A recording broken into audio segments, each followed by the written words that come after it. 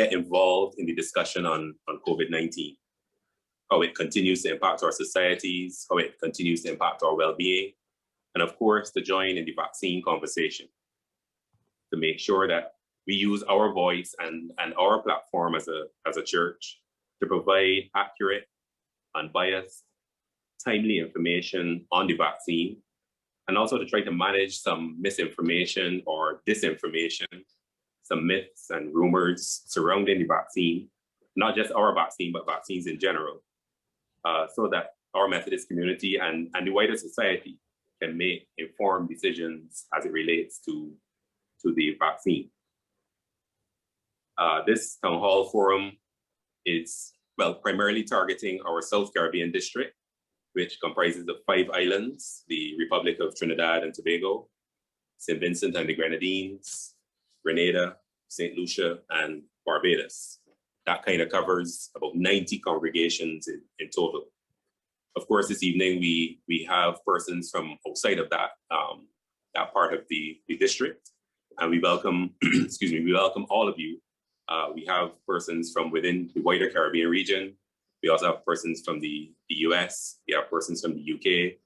One of our presenters, Professor Ora, he is affiliated with the University of the West Indies in Trinidad, but he is physically in the UK. So at this time now, it is after 10 o'clock at night for him. And we are grateful that he can be with us to share his knowledge for this evening's town hall forum.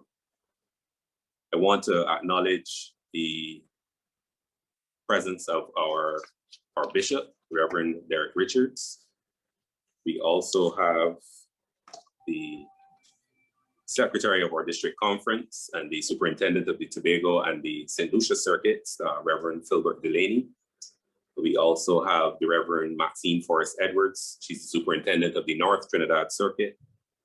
So we have the Reverend Silbert Prescott, who's the superintendent of the Grenada circuit. You'll be hearing from them throughout the course of this evening's presentation.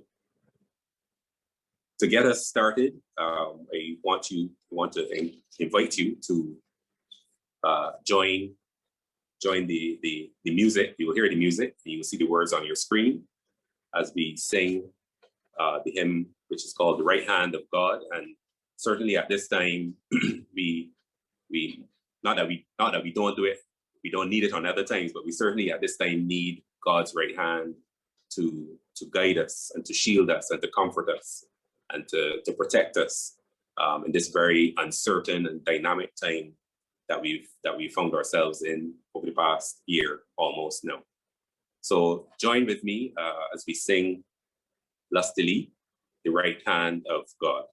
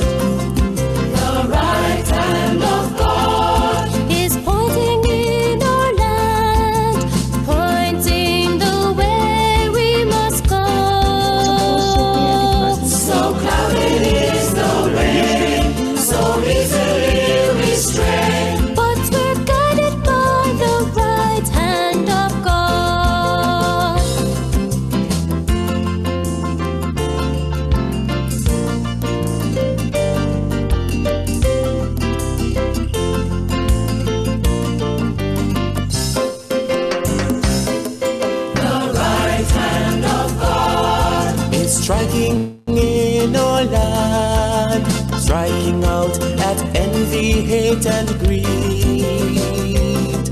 Our selfishness and lust, our pride and deeds unjust, are destroyed by the right hand of of God. The right hand of God is lifting in our land, lifting the fallen one by one. Each one is known by name and rescued now from shame by the lifting of the right hand of God.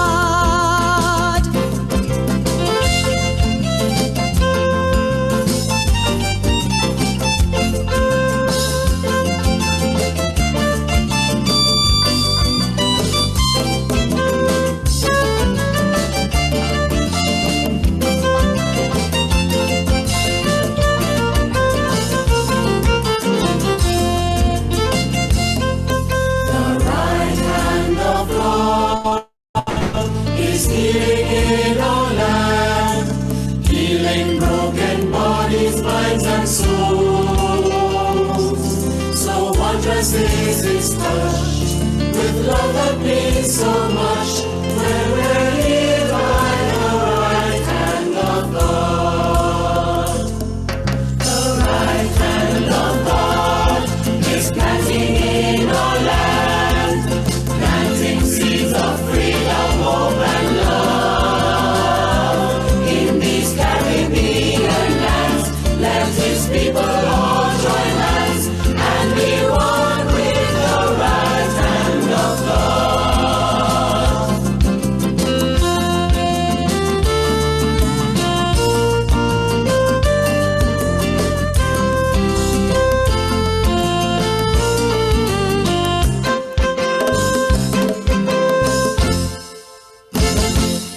Thank you very much. I hope that you are all singing beautifully and in key, the right hand of God, writing and pointing and striking and lifting and healing and planting in our land.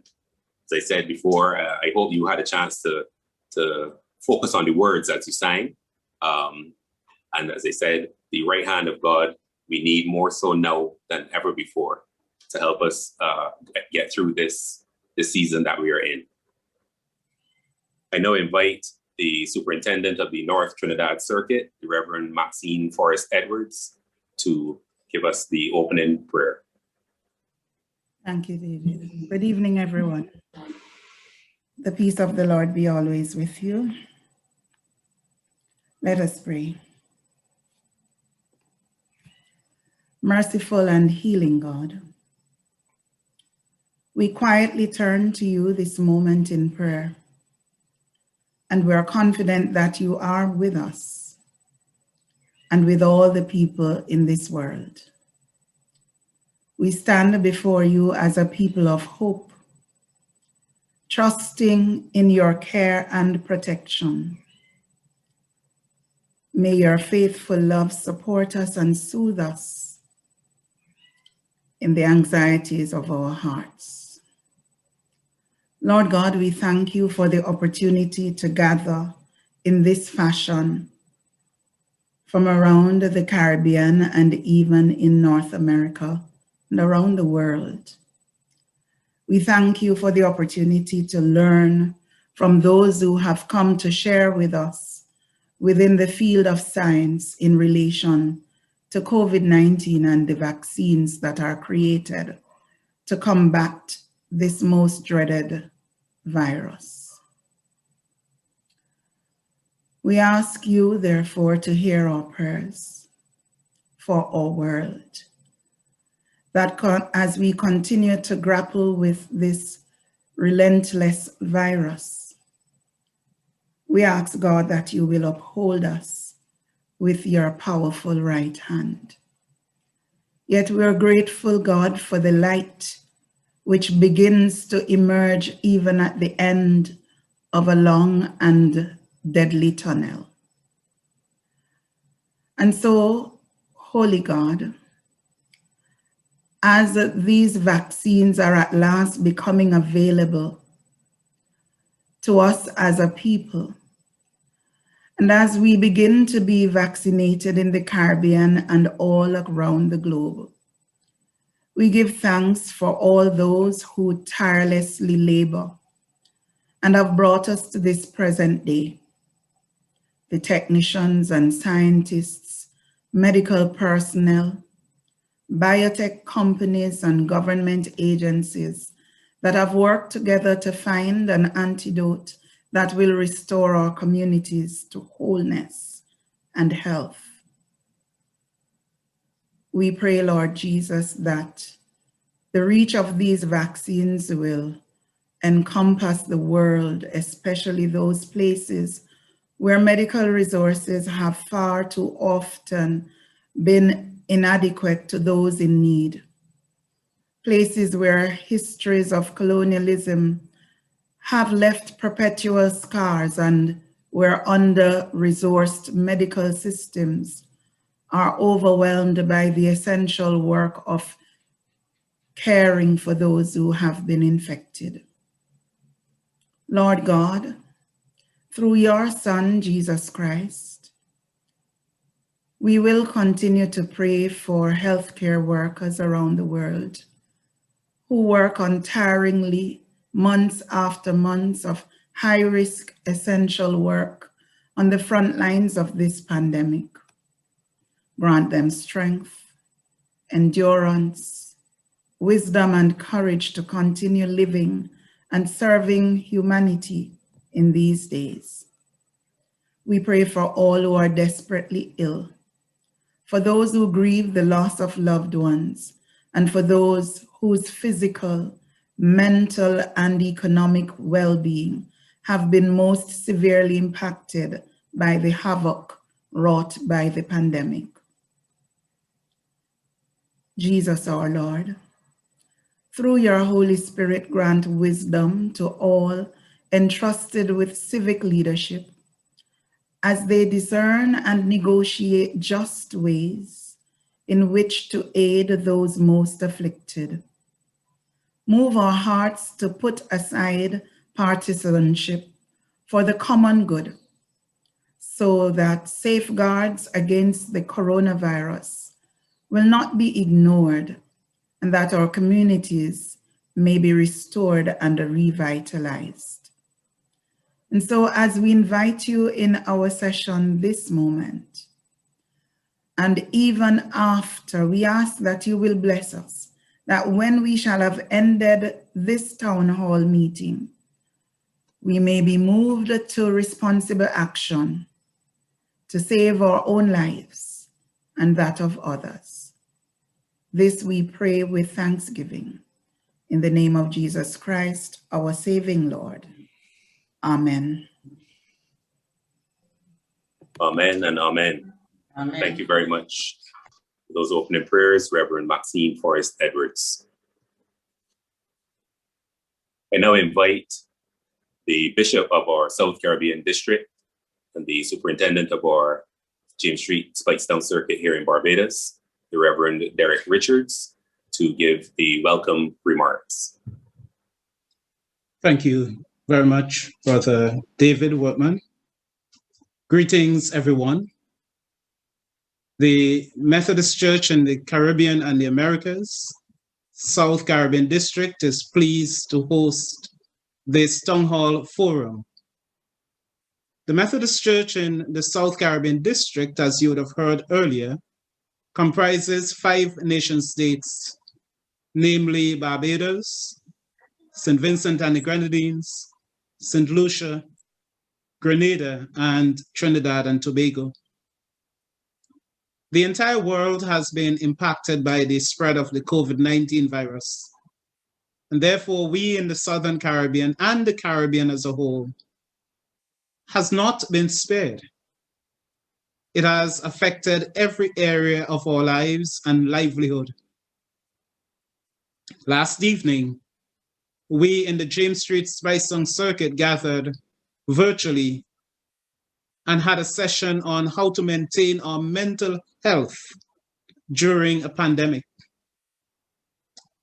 Our children have struggled to cope with online school, and parents with adjusting to the new normal of working from home and at the same time to supervise their children while in online class. We have heard of job losses, and the disruptions to the worship life and general ministry of the church. There are members who have died alone without receiving the last rites because of the restrictions on visitation at care facilities, including the hospitals. The most difficult has been to journey with persons who have had COVID-19 and were symptomatic. We have prayed as a church.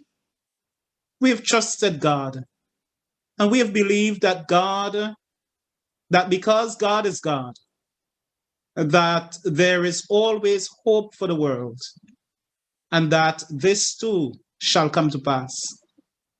But the question now is, what actions would God have us take in response to our prayers in relation to COVID-19?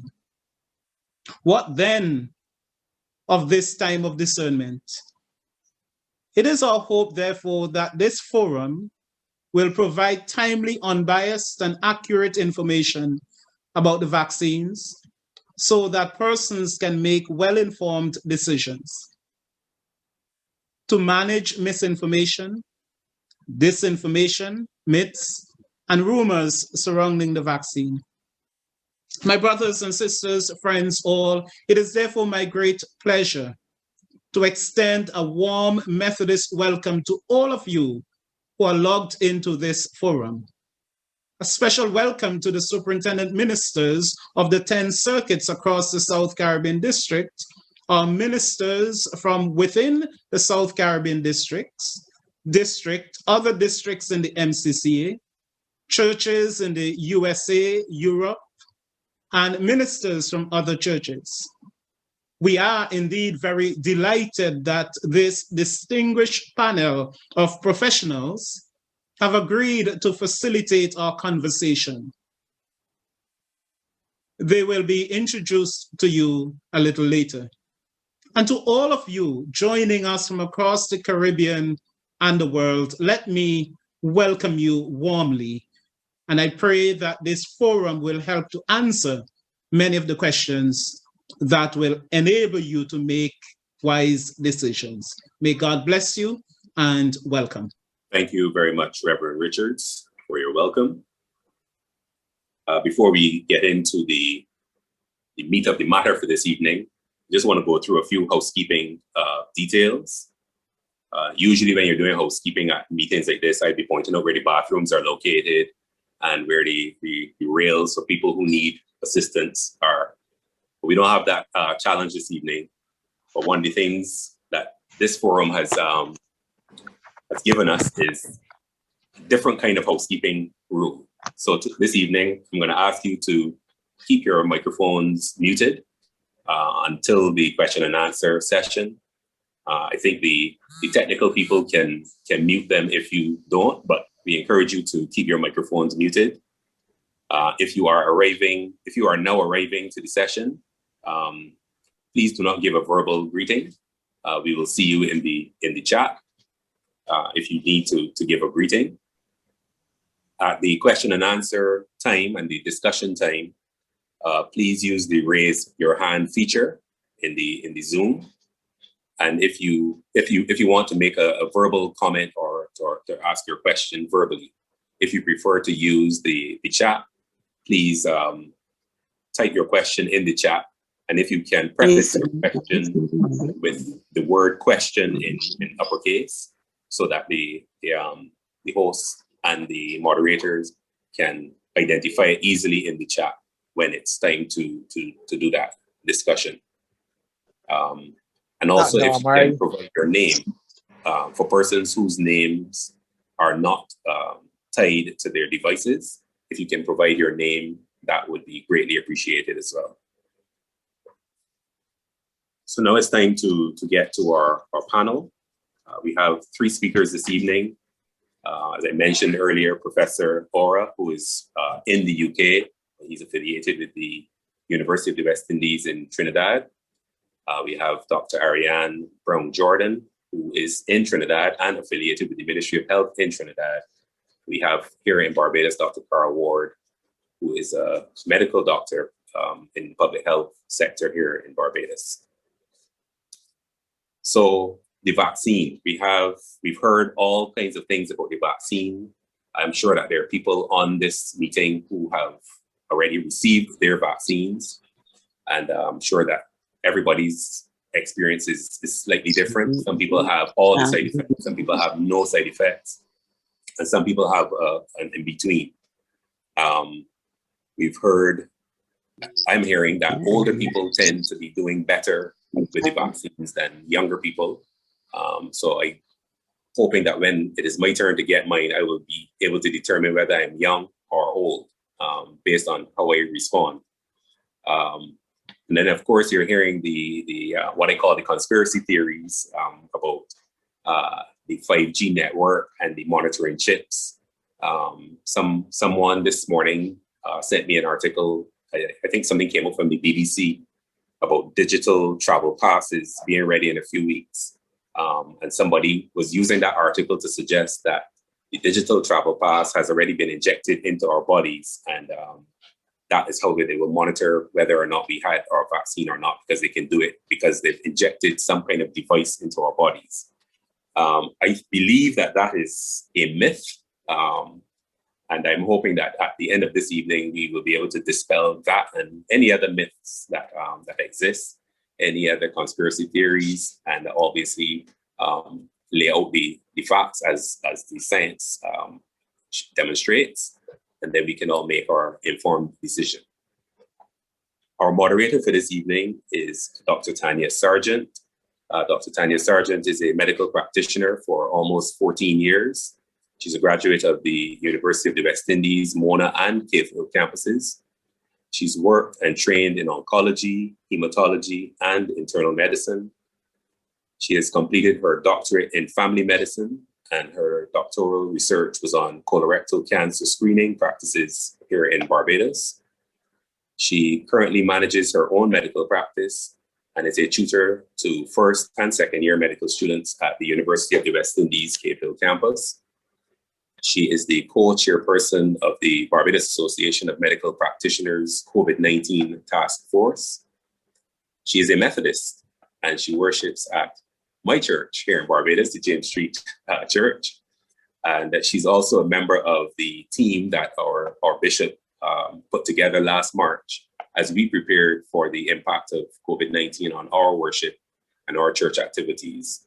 So to facilitate the presentations and be our moderator for this evening, I now invite Dr. Tanya Sargent. Good evening, and thank you for that warm welcome, David. Just confirming that you can hear me well. Yes, loud and clear. Okay. All right. Good evening, everyone. So obviously by this time, COVID-19 needs no introduction. The pandemic has affected our lives, our livelihoods, and our very way of living. A widespread vaccination program gives us hope for return to a state of relative normalcy.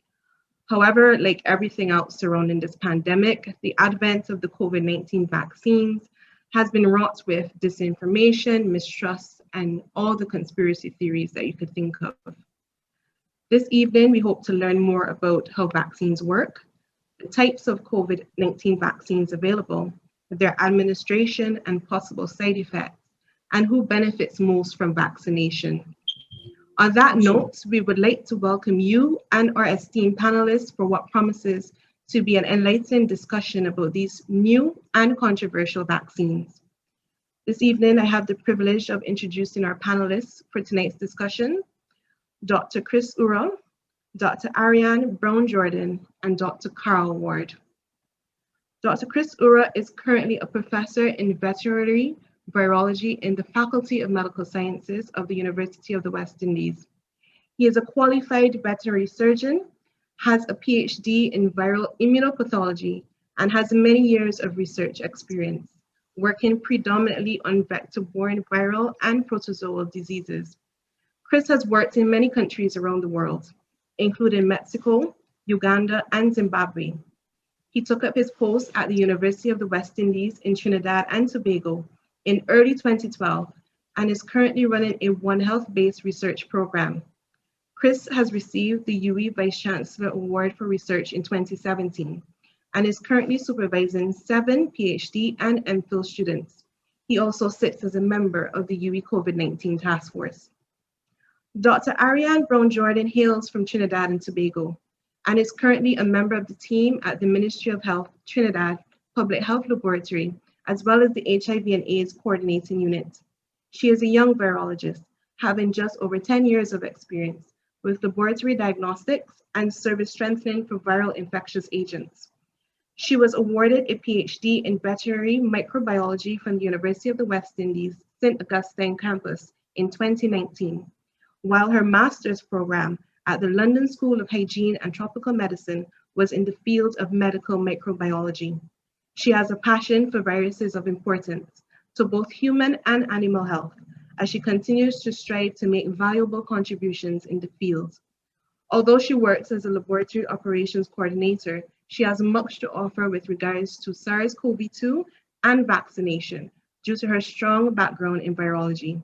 Professor Ura, Dr. Brown-Jordan, welcome. And you're free to begin your presentations.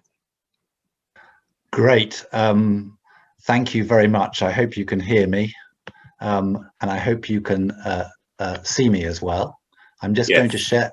Great, you can. Okay, I'm just going to share my presentation with you here. So let me just put it up. It's a really great pleasure to be with you tonight. Let me just go to the front. It's a really great pleasure to be. Thank you very much to Bishop Reverend Richards for inviting me. And I hope today, this evening, we can get some of the information across to you as was said, in a very unbiased way about this whole situation. So I'm going to start off by talking a little bit about the virus itself and the science behind some of the decisions that we're making or in our lives at the moment. I'm then going to talk a little bit about the current vaccines that we have. And then I'm going to hand over to Dr. Ariane Brown, who's going to talk about how these vaccines work and a little bit about the approvals process. And then we're going to have Dr. Ward after that. So it really has been an incredible journey this last year, as we all know, a very, very difficult situation. And it's almost incredible to think that 12 months ago, we'd hardly heard of this virus. It was just appearing. And now it's amazing to think that we actually have vaccines, excellent, safe and efficacious vaccines that are being used around the world and are actually stopping this virus. So from a scientific perspective, it's an incredible achievement. Of course, the virus itself has caused terrible carnage around the world, as you can see by these latest global COVID-19 figures that I got off the Johns Hopkins University website today. We've had 2.5 million deaths at least, and over 111 million people have had the virus around the world, with 500,000 people getting it every day. I mean, these are just massive figures. But the good news is the bottom, as you can see, the total vaccines now around the world, and this is only in the last couple of months, is 221 million, with around 5 million people being vaccinated a day. So that's very good news, and that's what we're here really to talk about today. Is and I'm going to cover my slides very quickly, because I know we need to give time for you to ask your questions about your concerns, and we can try to dispel them about these vaccines, because as was said earlier, there's a lot of information out there, and a lot of it is false information. So what I'm going to do now is I'm just going to talk to you a little bit about just to introduce you a little bit about viruses, because that's what we're dealing with, and I'm a virologist. So these are tiny infectious particles that replicate inside our living cells, and they contain what we see in the middle, what we call a nucleic acid. That's the DNA, and they're just surrounded by a capsid and an envelope. They're really, really simple things. And you can see they come in all different shapes and sizes here. And you can see in the bottom here, you can see the coronavirus. So we have lots and lots of different types of viruses. And luckily, the coronavirus actually is not as bad. You might not think it now is not as bad as many of the others, because it's quite a fragile virus, and it's not very stable in the environment, which is good. And what do these viruses do is they infect cells. They need a cell to replicate. They can't replicate on their own. So they're not like a bacteria that grows, you know, on a piece of food. It can't do that. The viruses have to have a live cell. So they get into a cell and they replicate inside those cells, and they use the cell machinery to replicate. They're very, very clever. And once they replicate, they burst out of the cell and they kill the cell. So wherever they are, whether they're in our noses, whether they're in our guts, whether they're in our skin, when they invade the cells in that area, they then replicate in them and they kill those cells. And that's where we get the clinical signs. That's where we get the problem. If it's a virus that infects our skin, we get skin problems, we get skin lesions. If it goes into our respiratory tract, we get the respiratory infections or the pneumonia. So that's how they work. So they infect these cells directly, and you can see this picture on the right. There are many, many different viruses that some of you may have heard of, and they get into all sorts of parts of our body. Yeah, and they affect those parts of our body. And this coronavirus is one that affects our respiratory tract. So it gets into cells in our upper respiratory tract and in our lower respiratory tract. It replicates in those cells, it kills those cells, and that's why it causes the type of symptoms that we get. And many of you would have seen these pictures of these coronaviruses. You see them here. They're called coronaviruses actually because they have a crown around them. That's the corona. And that crown is made up of these spikes. And these are really important. You hear about them in the press, you know, or when you read about it. These spikes are really important because they dictate how the virus gets into a cell and which cells it infects, like a lock, like a key. With a lock in a cell. If it fits into that lock in the cell, it can get into the cell, and then it does its damage. If it can't fit in, the lock doesn't fit, it can't get in, it doesn't do damage. And also those spike proteins, what they do as well is they interact with our immune system. They interact with our antibodies, yeah? And so the shape of those proteins, those spikes, is really critical, because if they change, that shape changes, then it can no longer interact with our immune system, and our immune system doesn't work, or it can no longer get into cells. And that's when we talk about these viruses changing all the time. If they change the shape of those proteins here, those spike proteins. They can change how nasty the virus is or how it interacts with our immune system. Yeah. And I'm a veterinary virologist, so I know I've been working on viruses of animals for a long time, and these coronaviruses are viruses of animals. So nearly all animal species contain these coronaviruses, but just occasionally they move across into humans, they jump across into humans. And this is what we've had this time. We've had this coronavirus here that's jumped across into humans. And we've had one in the past. You might have heard of another one that occurred about 10 years ago. That was SARS-1, that also jumped across. And there's another one, MERS, that jumped across from animals into humans, because this is going on all the time. These animals, in fact, most of the viruses that you know about, or we know about from the Caribbean, most of them have come from animals and they've come across into humans. So we know from COVID-19, we know the symptoms. I needn't tell you about the symptoms, and I won't tell too much time on it, but you know, there are a whole series of common symptoms, and then sometimes we get milder symptoms and some people get more severe symptoms, but most of them are respiratory based. And we know quite a lot about the virus now. We know that the incubation period, that's the time at which you get the infection to the time you start showing symptoms, is from 1 to 14 days, but it's usually about 4 to 6 days. And we also have learned a lot about this virus. So we know that many people are asymptomatic. In other words, they don't show any clinical signs of the virus when they get it, but they're still able to pass the virus on. And that's something we've learned the hard way over the year. We've known for quite a while that of the people that show clinical signs, around 5% are extremely critical. Those are the ones that have to go to hospital and go on ventilators and, I'm afraid, pass away. Around 14% have pretty severe conditions. Those are the ones that are on oxygen, but then get through it. We also know that around 81% of the people that show symptoms are quite mild.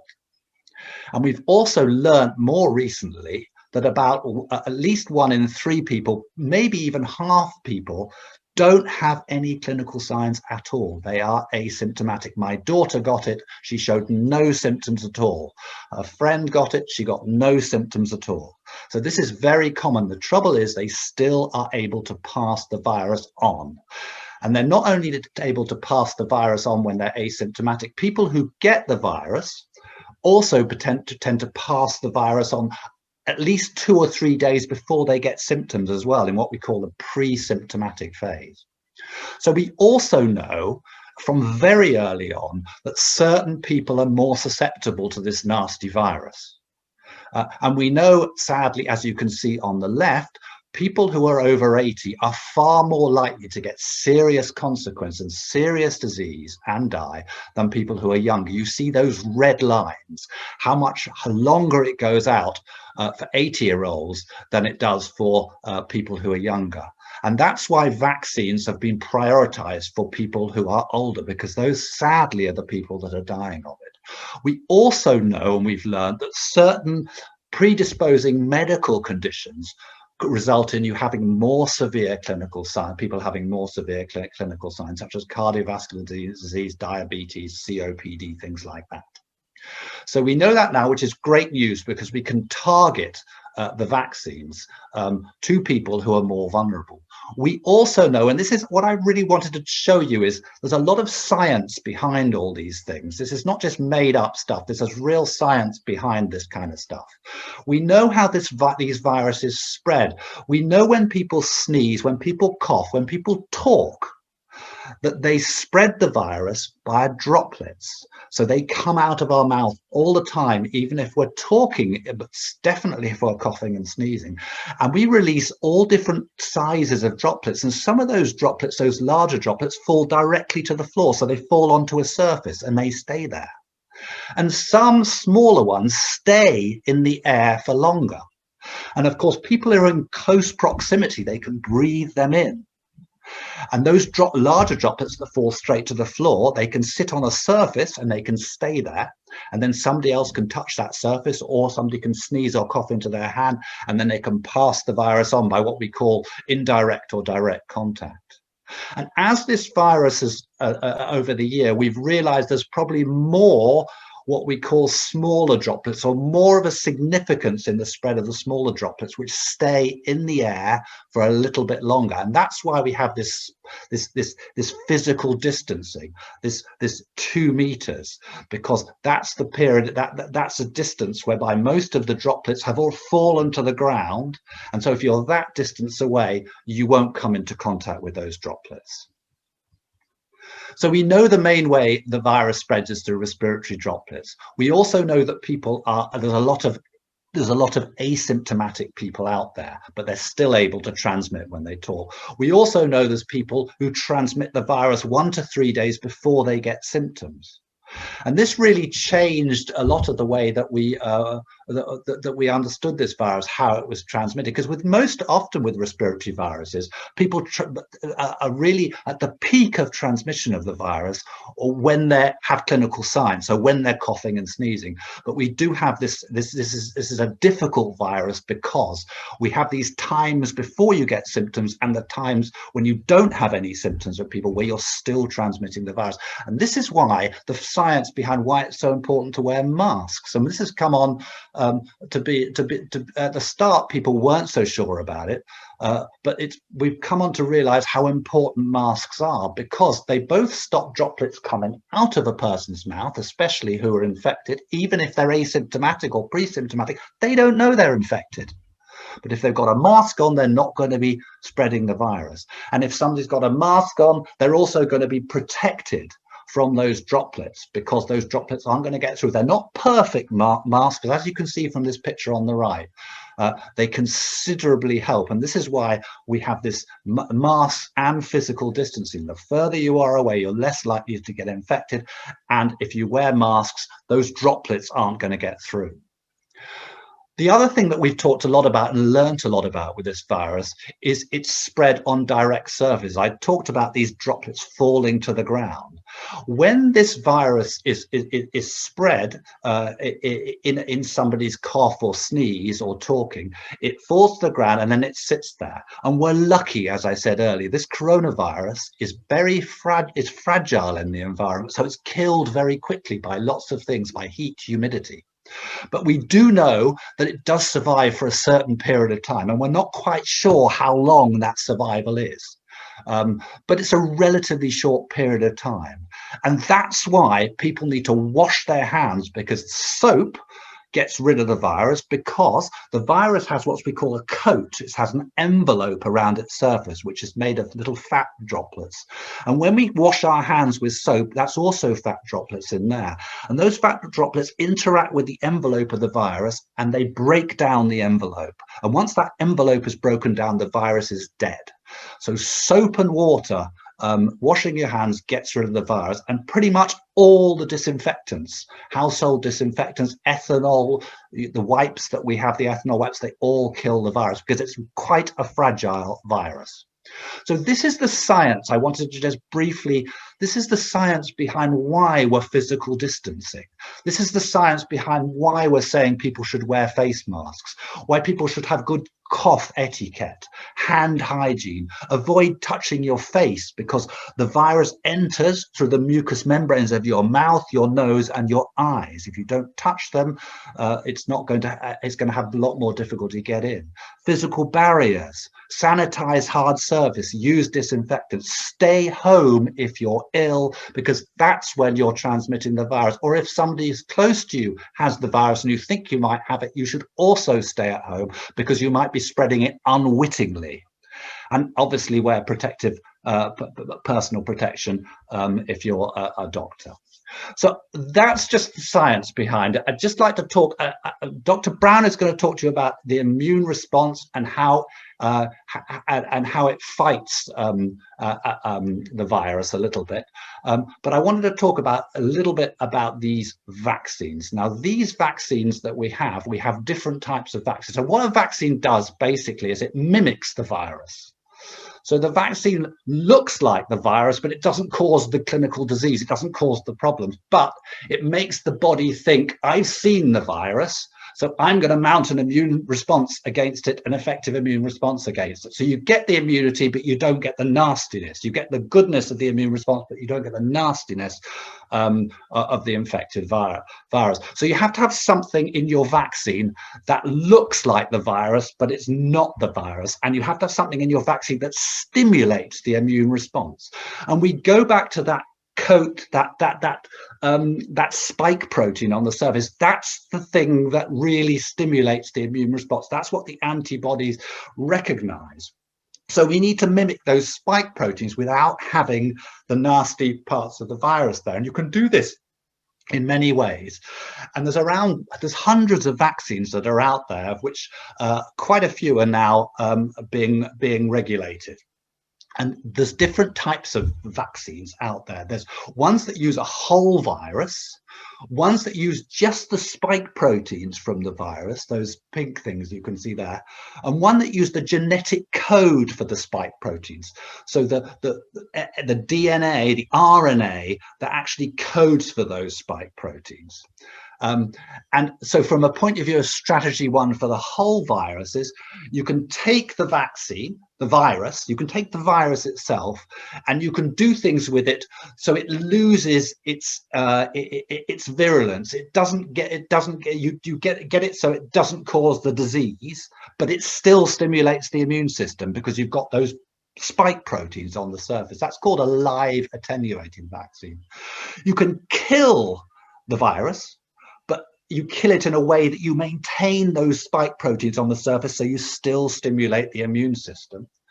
Or you can do something a bit more fancy, is you can take another virus, a virus that is that doesn't cause any problems at all, and you put in a little bit of the RNA that makes that spike protein into that other virus. So when that other virus replicates, it produces that same spike protein on its surface. Okay? And there are other fancy ways which I won't go into, but you can also just take that spike protein and just use that protein itself as the vaccine, and you can make what we call virus-like particles as well.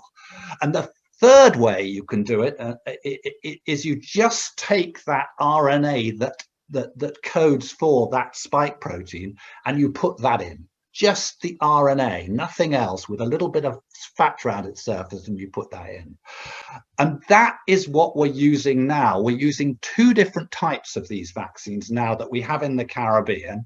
What we have is the Oxford AstraZeneca vaccine, and I think I've been told that some countries have the Sputnik vaccine, the Russian vaccine, and that's what we call a viral vector vaccine, in the fact that we use a modified a virus. It's what's called an adenovirus, a common cold virus that doesn't cause any problems in us, and they've put the code for the coronavirus spike protein in there. You can see it blue there. So when that virus gets in, it actually what it does is it produces that spike protein from the coronavirus, and that's what it shows to the immune system. So the immune system thinks it's seen the coronavirus, but it hasn't actually. It's just seen a little small part of the spike protein.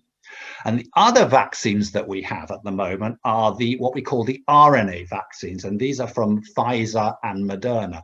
And these are like the vaccines that I talked about. They're just the RNA that codes for that spike protein. An amazing technology whereby you just put that little bit of RNA in on a bit of fat, around a bit of fat.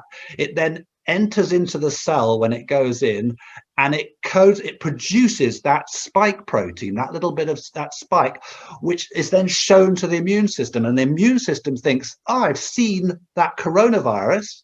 I'm going to produce antibodies, and I'm going to produce a whole series of immune responses against the coronavirus. So when you next if you get infected with the coronavirus, you're ready to attack it with your immune system. And Dr. Brown will talk a little bit more about that. So I'm going to stop there, and I'm going to pass over to Dr. Brown, who's going to talk to you a little bit more about this. So over to you, Ariane. Thank you.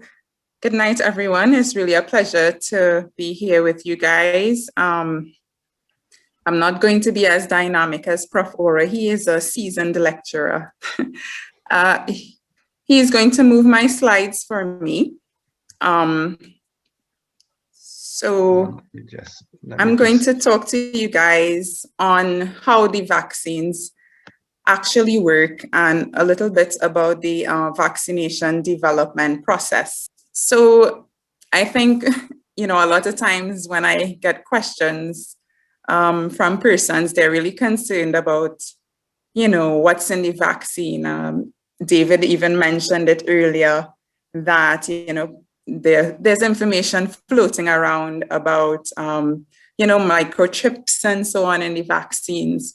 But a traditional and an approved vaccine would have some of the following items. So when we take a good look at it under the microscope, you're going to see antigen, adjuvants, preservatives, stabilizers, surfactants, residuals, and some diluent. So I'm just going to go through what each of those. So the antigen, as mentioned earlier by Prof. Ora, is really that outer portion of the vaccine, the virus, the spike protein. That's what we usually use to produce the antigen.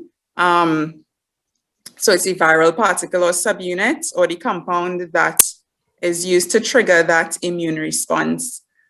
Some of the preservatives may include antibiotics, and it's really to preserve the vaccine itself, especially with multiple draws of vaccine from the same vial. We're still on slide 2, Prof. Ora, 2 is with the microscope. This one here. Just prior to that. Right, yeah, that one.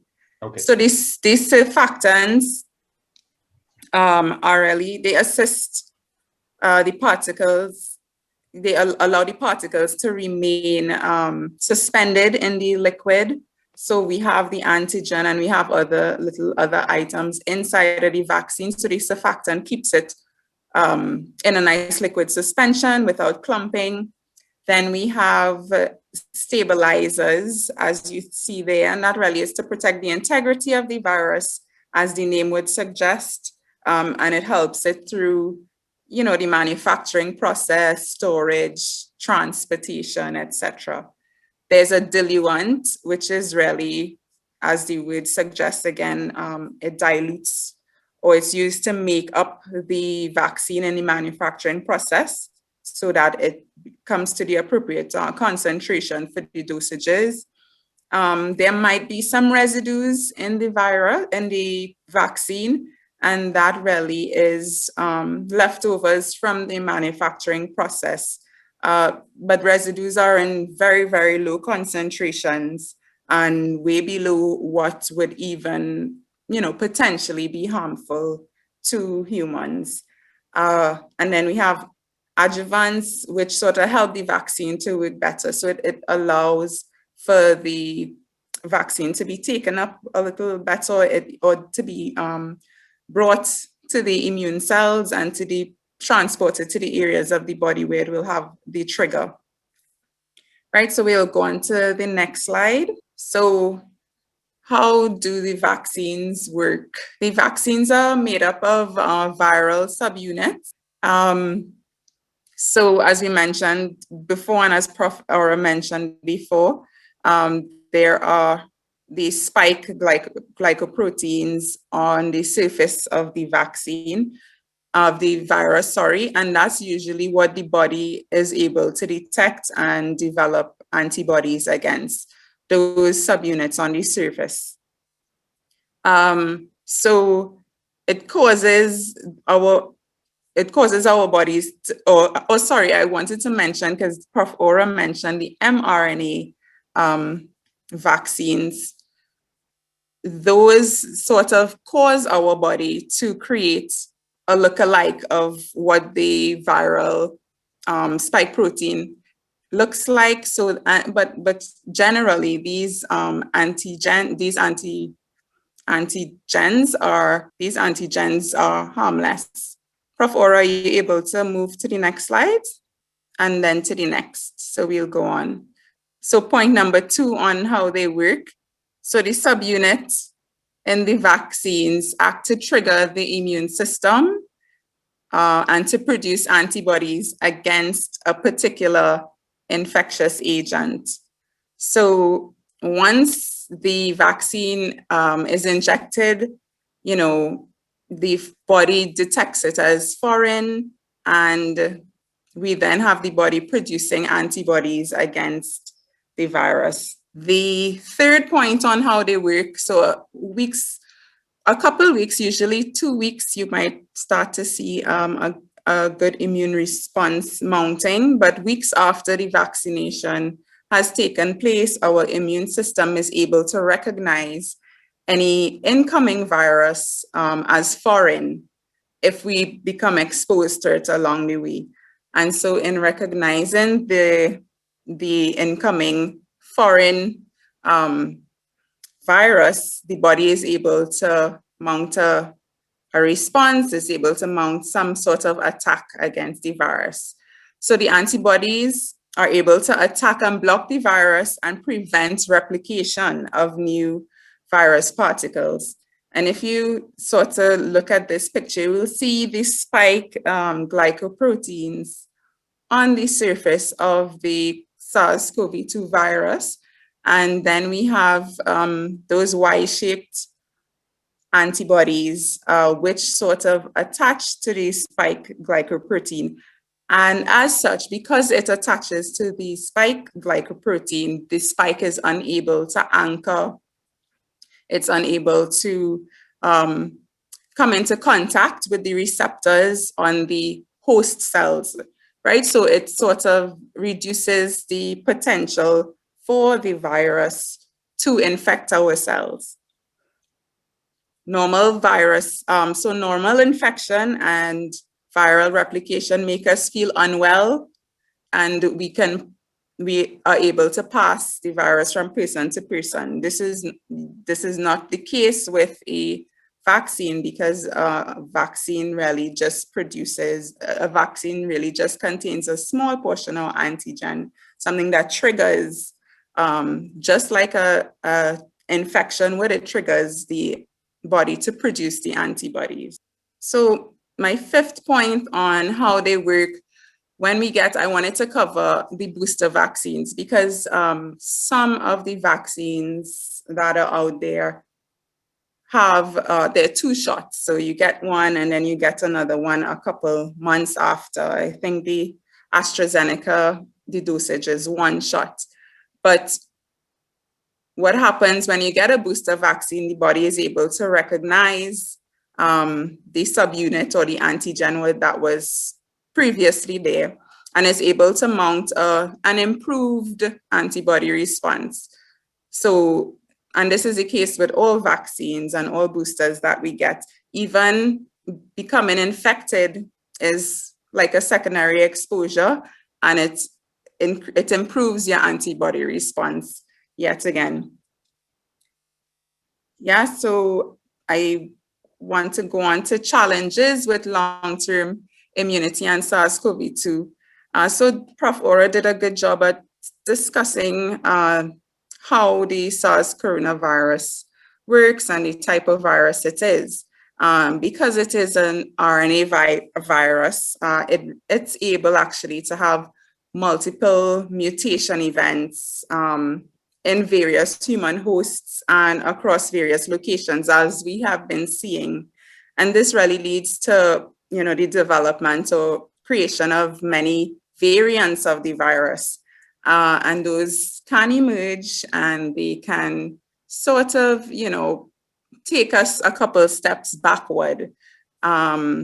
So one of the things, so the initial vaccine that we have now may not be protective a year from now, right? And it may require modification along the way or revaccination later on. So actually, I think I was reading on BBC that one of the vaccine companies are already working, so especially Pfizer and Moderna, who were, out of the gates pretty early, they're actually working on their boosters, a modification, for the next wave, maybe a year from now. So we have to remain on top of it. We have to always pay attention to what mutations are taking place, what variants are arising, so that our vaccination campaign can continue to be successful.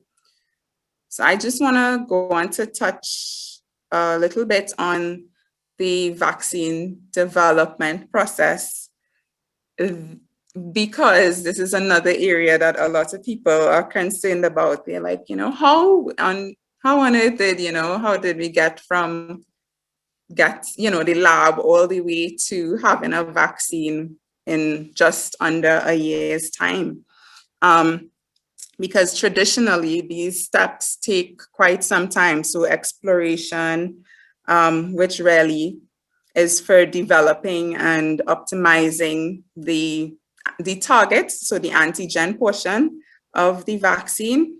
Lab researchers spend time figuring out what is the best antigen or protein to use for the vaccine. There's preclinical tests that take place, which check the formulation of the vaccine. They check whether the antigen is able to trigger proper immune response. They go into some production, of course, which will take them into their clinical trials next. And that phase sort of involves human subjects. It's aimed at determining the safety and the best dosages to use, the efficacy. It gives some and feedback on efficacy, especially the regulatory approval, which varies across countries. It's really where the vaccine proposal and the data from the manufacturers is submitted to regulatory bodies and national bodies for review. So that usually takes some time as well. And then, the production phase and quality control checks and all that. So the whole process normally takes a very long time. But so people are very skeptical, like, how did we get this vaccine in just under a year? But remember, we are in an international, a very global pandemic. So a lot of focus had gone into research very early on for development of a vaccine, because, the outlook, we saw what SARS-CoV-2 could potentially do. So that exploration phase was short, and funding is usually an issue. So we see an exploration there for 3 to 7 years. That's probably because researchers, manufacturers and so on, they struggle to get funding to even do projects. So, there was a large pump of funding into the whole process, which allowed these steps to move a little faster. The regulatory process, of course, we've sort of just put everything else aside and focused, I think, internationally, we've focused on SARS-CoV-2. So a lot of those phases have decreased for the benefit of getting a vaccine out there that can help, in this fight. We have been doing what we can with, wearing our mask, keeping our distance, and so on. And it has really affected economies. So a lot of effort went into making sure we can get a vaccine or get vaccine candidates out there and about. So I'm just gonna touch on one more point. So I think this point should lead nicely into Dr. Ward's chat. So the whole vaccine trial process, it's phased and it's progressive. So we normally start with a very small group of persons at phase 1. We see how, the vaccine performs with that group. And if it is successful, then we go on to phase 2. And if phase 2 is successful, we move on to phase 3. And then we can move on to approval for broader use, across countries and populations. So that is it for me. I will hand over to the next presenter, or actually back to Dawn. Thank you very much. Okay. Thank you to Professor Ora and Dr. Brown Jordan for a very enlightening overview. Professor Ora has given us an overview of COVID-19 and the different types of vaccines. Dr. Brown Jordan went into a bit more about how the vaccines work and what they're made of. And as you would notice, there is nothing there about any microchips included in the vaccines that we would need to be worried about. And you have certainly taught us a lot. I know that you have some very pressing questions to ask for Professor Ora and Dr. Brown Jordan. But at this time, what we'll do is I will allow Dr. Ward to present after I introduce him. And if you have any questions which you want to ask during the Q&A, just in case you don't forget by the time we get to that section, just note them down now, and then we'll get to all of your questions during the question and answer section of the evening. So at this time, I'd like to move on to our next presenter, who is Dr. Carl Ward. He is a registered family medicine physician and Medical Officer of Health at the Glebe Polyclinic here in Barbados. He also serves as the Deputy Chairman of the Barbados Drug Formulary Committee and is a member of the National COVID-19 Vaccine Administration Team. He's also a member of the Berean Bible Church. Welcome to you, Dr. Ward, and the floor is now yours. Thank you very much, Dr. Sargent. I would like to thank all who have facilitated this meeting so far. Let me give you guys a little bit of overview or ideas to what I had planned at first. So I did something, had a similar something with my church, Berean Bible Church in Hubbardston in Barbados. And what we had done is the government Barbados had put out a FAQ, or frequently asked questions PDF. And what I had done is I tried to use that as a basis for my presentation. And I had used that to then expand on the points. Now, when I first said yes to this, I didn't realize that we were going to be going across the Caribbean. So hello to the brothers and sisters in the other islands, and further afield as well. So this thing, some of it might be a little Barbados focused, but we'll be able to tease out what we need. The other thing is, at first I didn't realize that I'd be sharing the floor with two eminent virologists, which is great, because that's obviously saved me wading into waters that I would rather not wade into, and having what we have had so far, which is a really great base for us, and then to ask questions on. If the person who's hosting can bring up the frequently asked questions FAQ for me, please. Because what we're going to have here is, when this comes up, then a lot of the things that I would normally ask questions or expound upon, I will not need to expound upon so much, because a lot of it has been done. So don't mind that it says there COVID-19 vaccine FAQs for Barbadians. We can apply that to all of us at present. Okay, could go to the next slide for me. Right, so we will start off with the different points. So number one, we have already covered what is a vaccination, and in particular, how it works, what it does for our immune system, how it builds our defenses. So thankfully, that's already covered.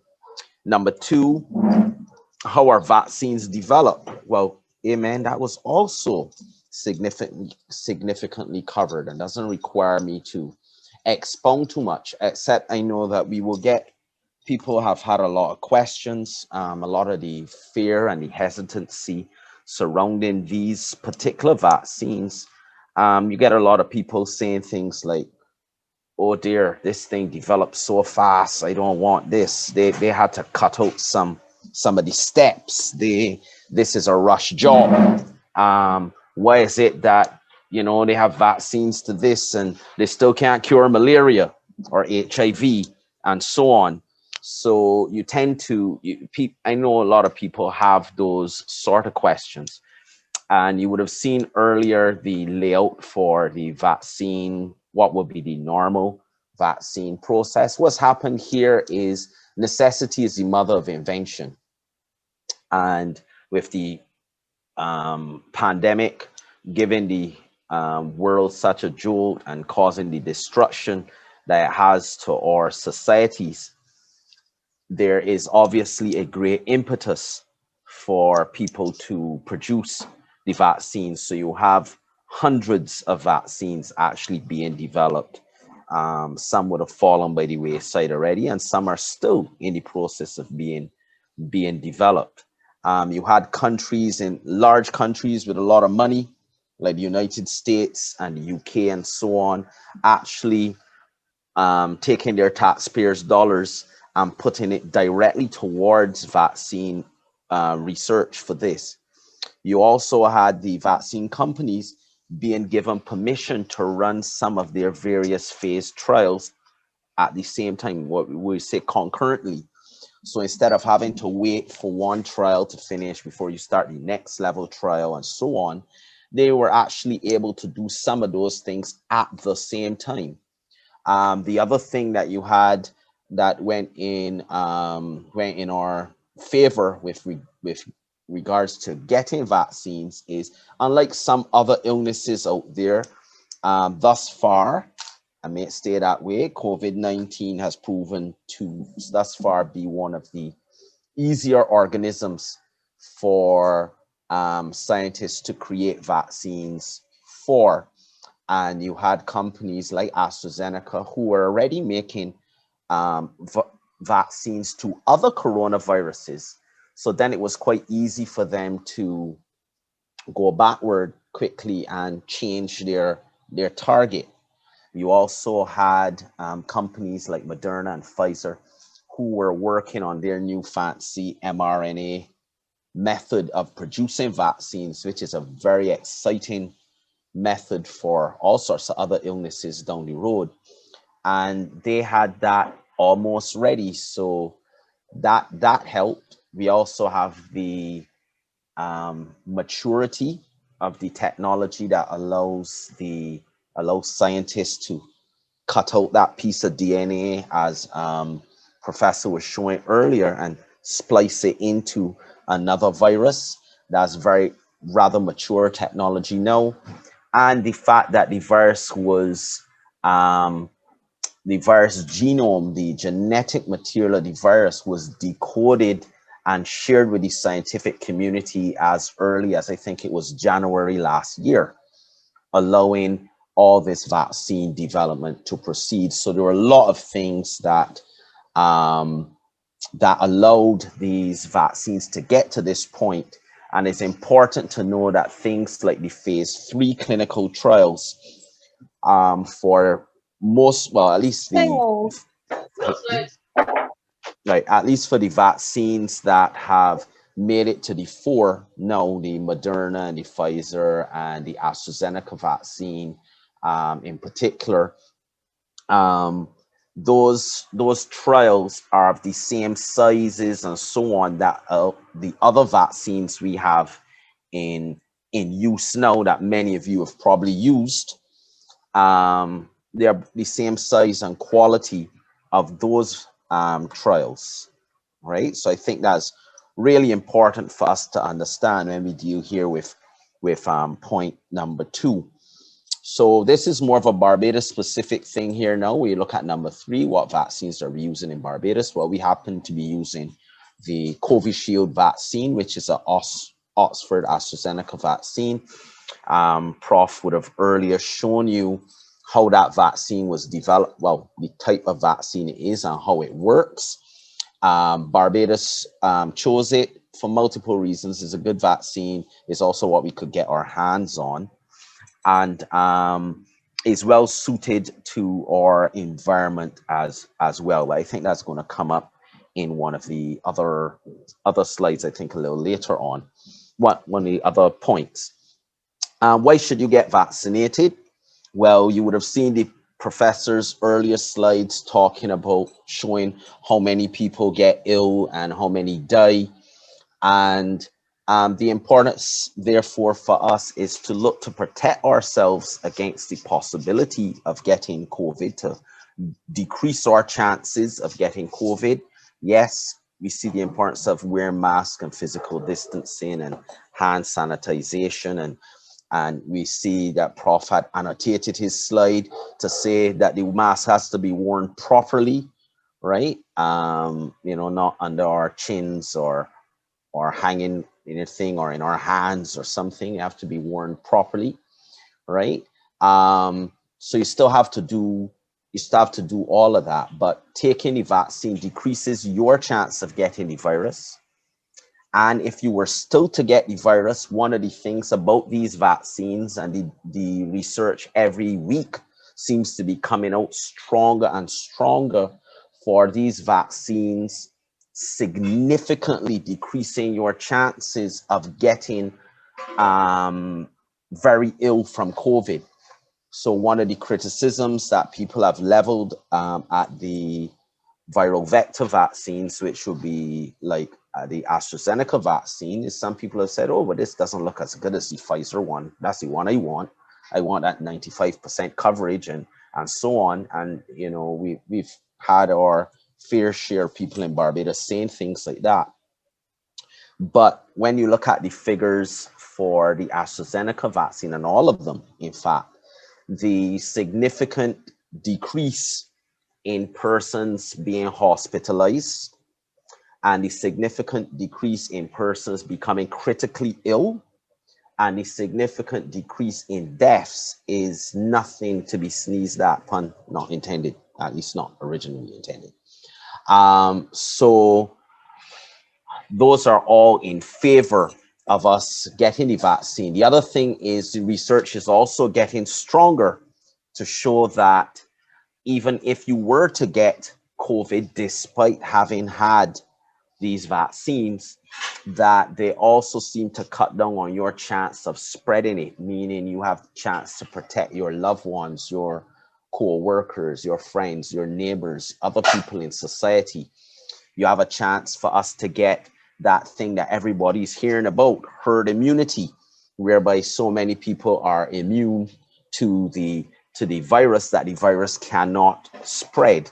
There's a cool video that you can probably search YouTube for, with some guys showing and explaining what herd immunity is using several mousetraps and table tennis balls.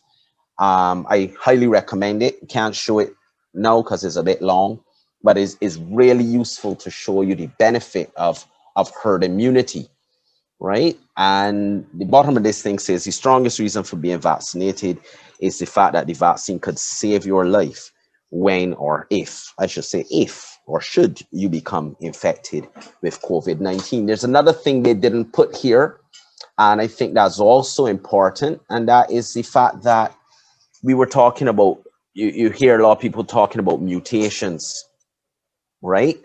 And mutations is a big deal, mutations and variants. We're constantly talking about variants, this variant, that variant. Something came up today talking about a variant in New York.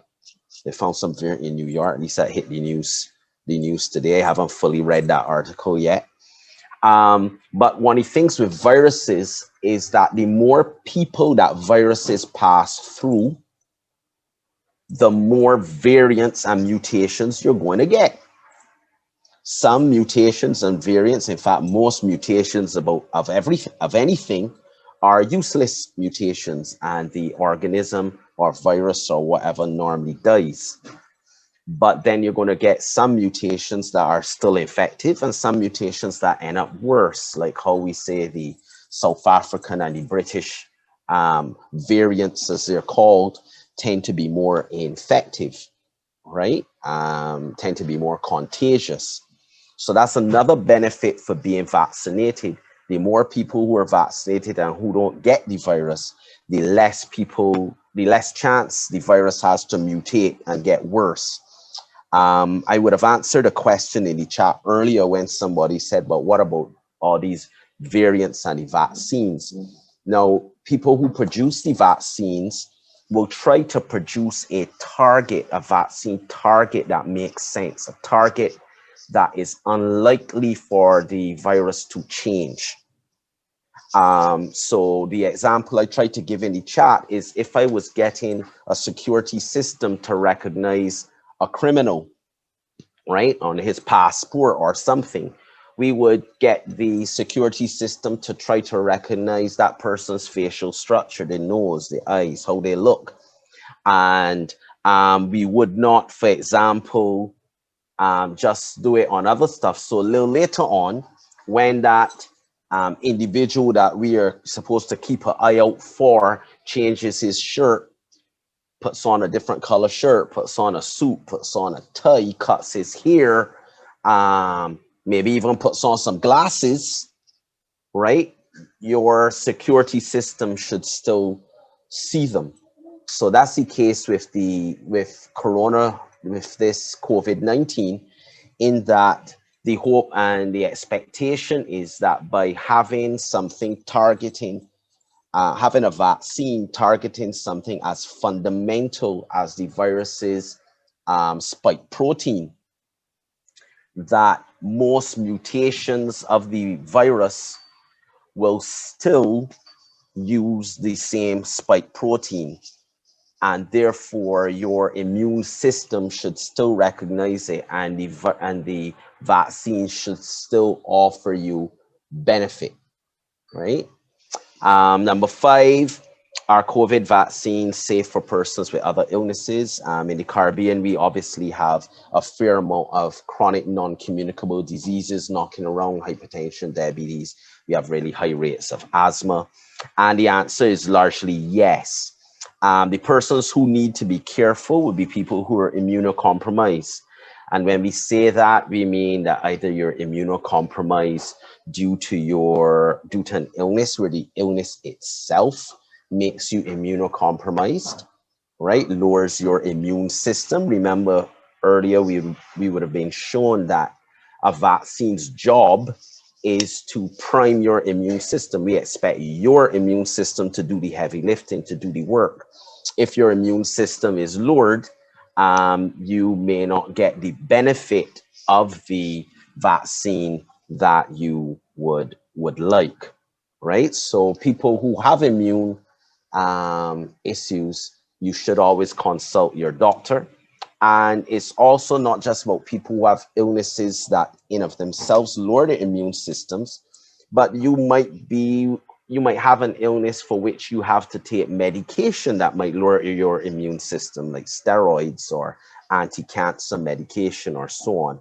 And in such cases, you should always consult with your specialist before taking any vaccine, but it's largely going to be safe. Is the COVID-19 vaccine suitable for Black populations? And so far, the answer would appear to be yes. And furthermore, again, remember, this is a Barbadian FAQ, and since we were dealing with AstraZeneca vaccine in Barbados at present, then it deals with AstraZeneca. And the AstraZeneca Oxford vaccine, where they were tested, which would be the UK, South Africa, and Brazil, you would have had significant populations of people of color, in particular people of African descent, and there were no race-related issues picked up there. 7, can you still pass on the virus to others if vaccinated? So this is something here that we are trying to still figure out. Remember, as I said, you would really like to have a vaccine that is going to stop you from getting the illness in the first place. And while all the vaccines that are out now do that to an extent, there's still some people who might still get COVID despite having had the vaccine. And what's happening here is you're learning more and more that the Oxford AstraZeneca vaccine can actually cut down on your chances of transmitting it if you actually do get it. Now, the negative, though, is until we know more, people who've had the vaccine, it's not a get out of jail free card. You're still going to have to wear your mask and sanitize. And for people like myself who miss traveling, poor me, if and whenever that God allows that to happen again, I will still have to follow all of the protocol and rules that the particular jurisdiction has. I will still have to quarantine. I will still have to get swabbed and all of that stuff for now, at least. Will they provide long-term protection? Somebody asked a question like that in the chat already. That is one of the areas that we're not going to know. And the reason being is that COVID just simply has not been around long enough. At present, we can't even tell you how long natural immunity to COVID-19 lasts. So individuals who have had COVID-19, we don't even know how long their immunity lasts right now. We can't tell them if it's a few months, if it's a year, if it's 2 years. Is there immunity against all strains or just some? Those are questions that are going to be answered, God spare life and God willing, in the in the next few months to years, right? So we don't know, but right now we know that the COVID-19 vaccines that have been approved help, they make a difference, and they cut down on mortality.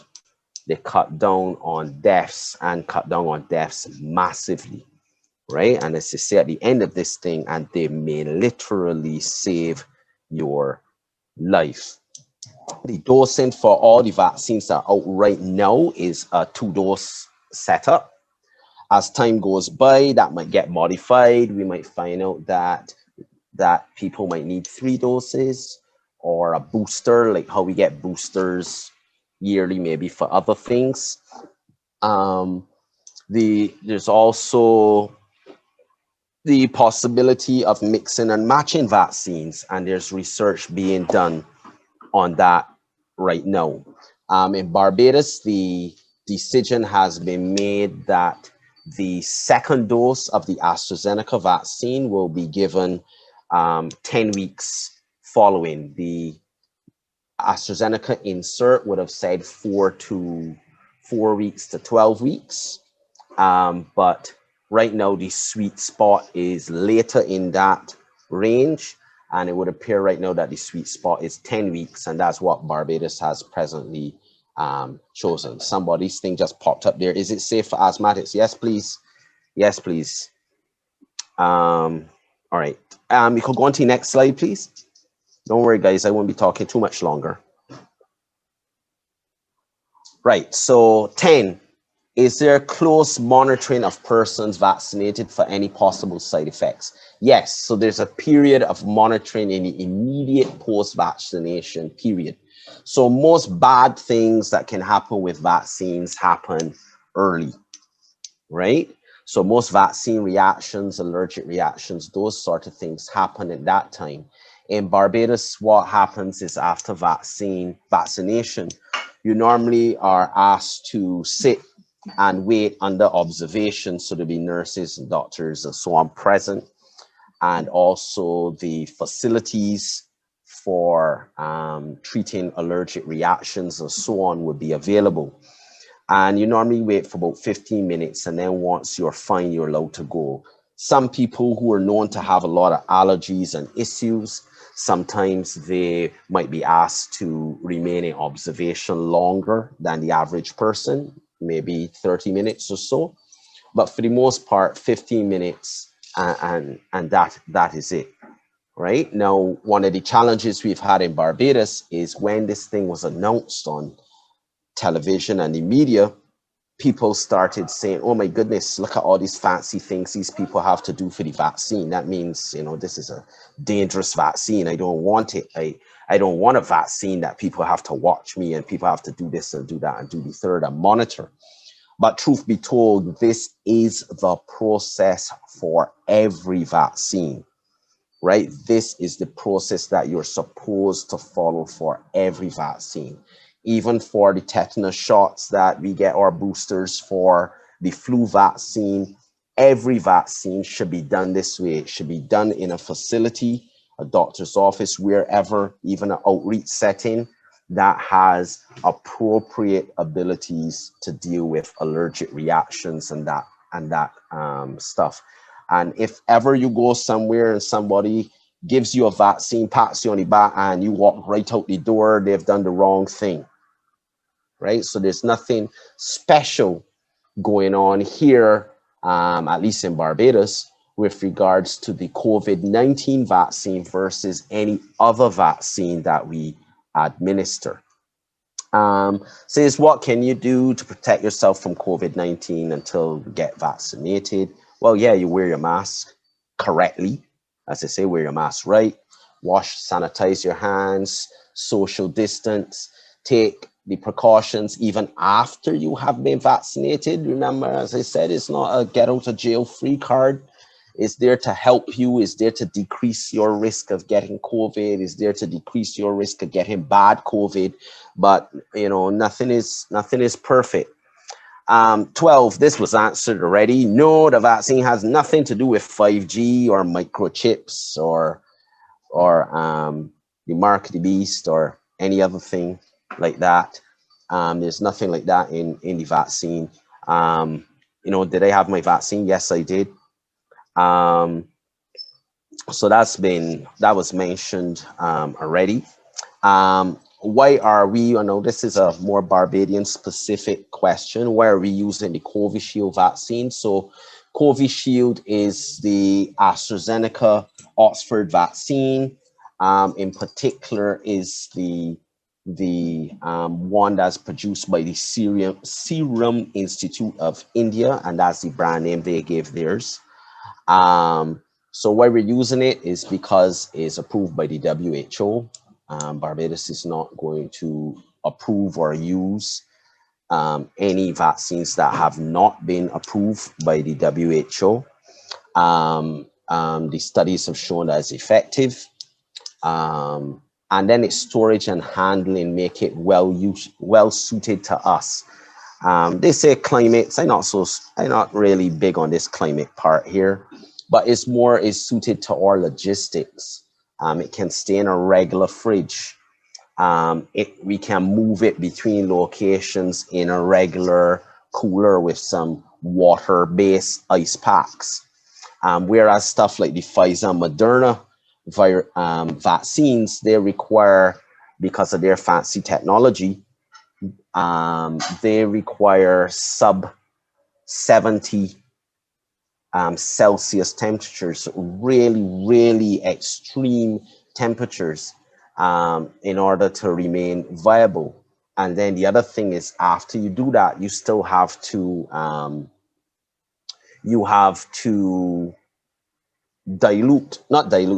defrost the vaccine before you use it, right? And then after you defrost the vaccine and get it to a regular temperature, then you can use it, and it has to be used, I think, within 6 hours, so you have to discard it.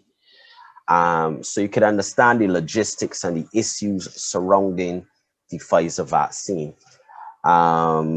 Another question that might come up here, people might ask, well, is that the only vaccine we are going to get? Well, I can tell you that for Barbados, the government and the Prime Minister in particular are working very hard to try to secure any approved vaccine that we can get, right? And we are doing our best to do so. I'm sure that the leaders of the other countries in the Caribbean are trying to do the same. Barbados and Dominica were able to secure some vaccines out to India. That's how Barbados has this AstraZeneca vaccine now, and we did share some to some of the other CARICOM countries, like Trinidad and I think St. Lucia. I can't remember where else got some. But down the road, Barbados might get different vaccines, and your different individual territories might get different vaccines.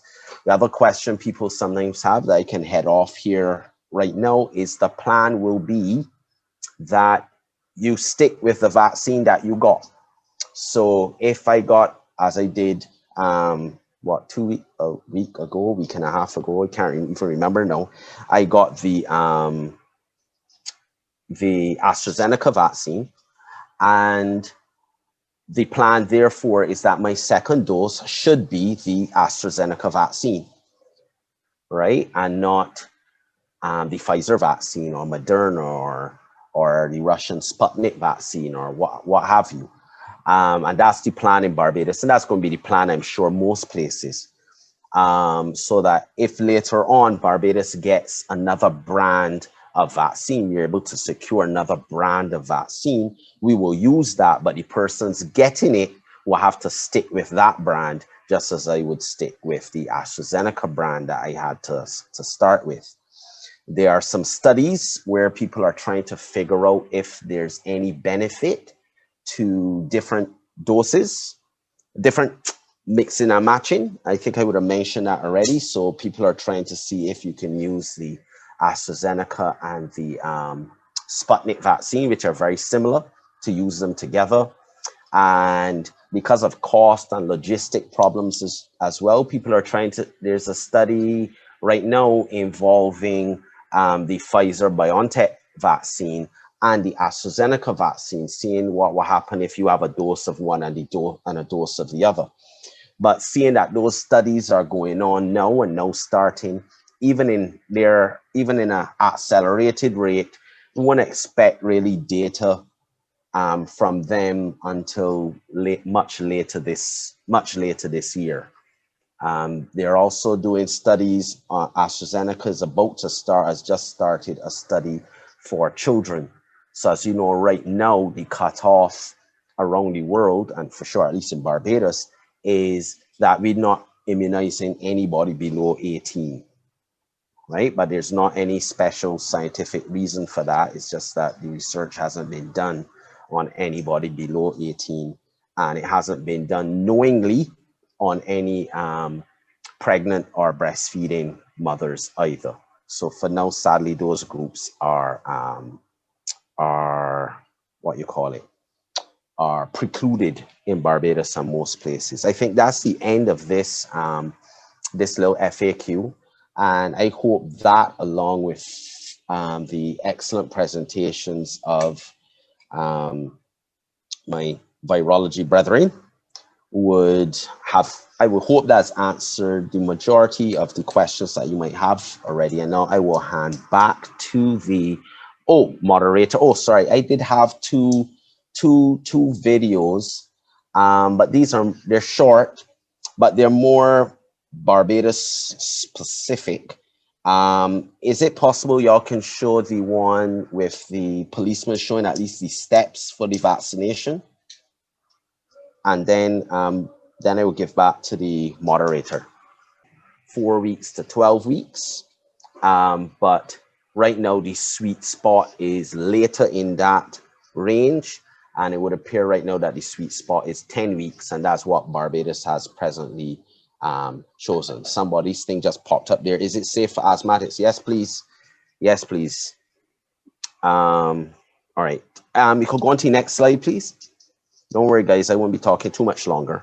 Right, so 10, is there close monitoring of persons vaccinated for any possible side effects? Yes, so there's a period of monitoring in the immediate post-vaccination period.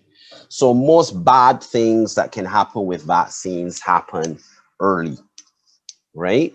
So most vaccine reactions, allergic reactions, those sort of things happen at that time.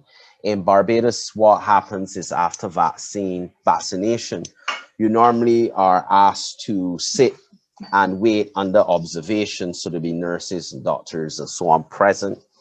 And also the facilities for treating allergic reactions and so on would be available. And you normally wait for about 15 minutes. And then once you're fine, you're allowed to go. Some people who are known to have a lot of allergies and issues, sometimes they might be asked to remain in observation longer than the average person, maybe 30 minutes or so. But for the most part, 15 minutes and that is it, right? Now, one of the challenges we've had in Barbados is when this thing was announced on television and the media, people started saying, oh my goodness, look at all these fancy things these people have to do for the vaccine. That means, you know, this is a dangerous vaccine. I don't want it. I don't want a vaccine that people have to watch me and people have to do this and do that and do the third and monitor. But truth be told, this is the process for every vaccine, right? This is the process that you're supposed to follow for every vaccine. Even for the tetanus shots that we get, or boosters for the flu vaccine, every vaccine should be done this way. It should be done in a facility, a doctor's office, wherever, even an outreach setting that has appropriate abilities to deal with allergic reactions and that stuff. And if ever you go somewhere and somebody gives you a vaccine, pats you on the back, and you walk right out the door, they've done the wrong thing. Right? So there's nothing special going on here, at least in Barbados, with regards to the COVID-19 vaccine versus any other vaccine that we administer. Says, what can you do to protect yourself from COVID-19 until you get vaccinated? Well, yeah, you wear your mask correctly. As I say, wear your mask right. Wash, sanitize your hands, social distance, take the precautions even after you have been vaccinated. Remember, as I said, it's not a get out of jail free card. It's there to help you. It's there to decrease your risk of getting COVID. It's there to decrease your risk of getting bad COVID. But you know, nothing is perfect. 12, this was answered already. No, the vaccine has nothing to do with 5G or microchips or the mark of the beast or any other thing like that. There's nothing like that in the vaccine. You know, did I have my vaccine? Yes, I did. So that was mentioned already.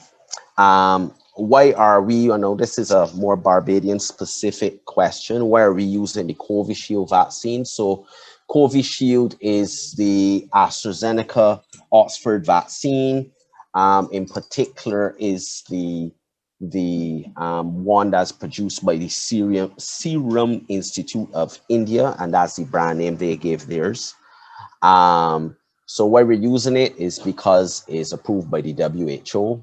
Barbados is not going to approve or use any vaccines that have not been approved by the WHO. The studies have shown that it's effective. And then its storage and handling make it well suited to us. They say climate, I'm not really big on this climate part here, but it's suited to our logistics. It can stay in a regular fridge. We can move it between locations in a regular cooler with some water-based ice packs. Whereas stuff like the Pfizer and Moderna vaccines, they require, because of their fancy technology, they require sub 70 Celsius temperatures, really extreme temperatures in order to remain viable. And then the other thing is, after you do that, you still have to you have to defrost the vaccine before you use it, right? And then after you defrost the vaccine and get it to a regular temperature, then you can use it, and it has to be used, I think, within 6 hours, so you have to discard it. So you can understand the logistics and the issues surrounding the Pfizer vaccine. Another question that might come up here, people might ask, well, is that the only vaccine we are going to get? Well, I can tell you that for Barbados, the government and the Prime Minister in particular are working very hard to try to secure any approved vaccine that we can get, right? And we are doing our best to do so. I'm sure that the leaders of the other countries in the Caribbean are trying to do the same. Barbados and Dominica were able to secure some vaccines out to India. That's how Barbados has this AstraZeneca vaccine now, and we did share some to some of the other CARICOM countries, like Trinidad and I think St. Lucia. I can't remember where else got some. But down the road, Barbados might get different vaccines, and your different individual territories might get different vaccines. The other question people sometimes have that I can head off here right now is the plan will be that you stick with the vaccine that you got. So if I got, as I did, a week and a half ago, I can't even remember now, I got the AstraZeneca vaccine, and the plan therefore is that my second dose should be the AstraZeneca vaccine, right? And not the Pfizer vaccine or Moderna or the Russian Sputnik vaccine or what have you. And that's the plan in Barbados, and that's going to be the plan, I'm sure, most places. So that if later on Barbados gets another brand of vaccine, you're able to secure another brand of vaccine, we will use that, but the persons getting it will have to stick with that brand, just as I would stick with the AstraZeneca brand that I had to start with. There are some studies where people are trying to figure out if there's any benefit to different doses, different mixing and matching. I think I would have mentioned that already. So people are trying to see if you can use the AstraZeneca and the Sputnik vaccine, which are very similar, to use them together. And because of cost and logistic problems as well, people are trying to, there's a study right now involving the Pfizer-BioNTech vaccine and the AstraZeneca vaccine, seeing what will happen if you have a dose of one and a dose of the other. But seeing that those studies are going on now and now starting, even in an accelerated rate, we won't expect really data from them until much later this year. They're also doing studies. AstraZeneca is about to has just started a study for children. So as you know, right now, the cutoff around the world, and for sure, at least in Barbados, is that we're not immunizing anybody below 18, right? But there's not any special scientific reason for that. It's just that the research hasn't been done on anybody below 18, and it hasn't been done knowingly on any pregnant or breastfeeding mothers either. So for now, sadly, those groups are what you call it, are precluded in Barbados and most places. I think that's the end of this this little FAQ, and I hope that, along with the excellent presentations of my virology brethren, I would hope that's answered the majority of the questions that you might have already. And now I will hand back to the moderator. Oh, sorry, I did have two videos, but they're short, but they're more Barbados specific. Is it possible y'all can show the one with the policeman showing at least the steps for the vaccination? And then I will give back to the moderator.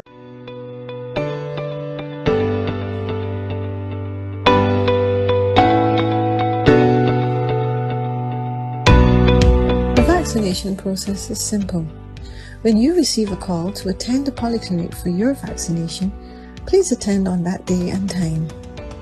On entering, your name and other data will be entered on a vaccination card. You will also be asked about any major allergies that you have.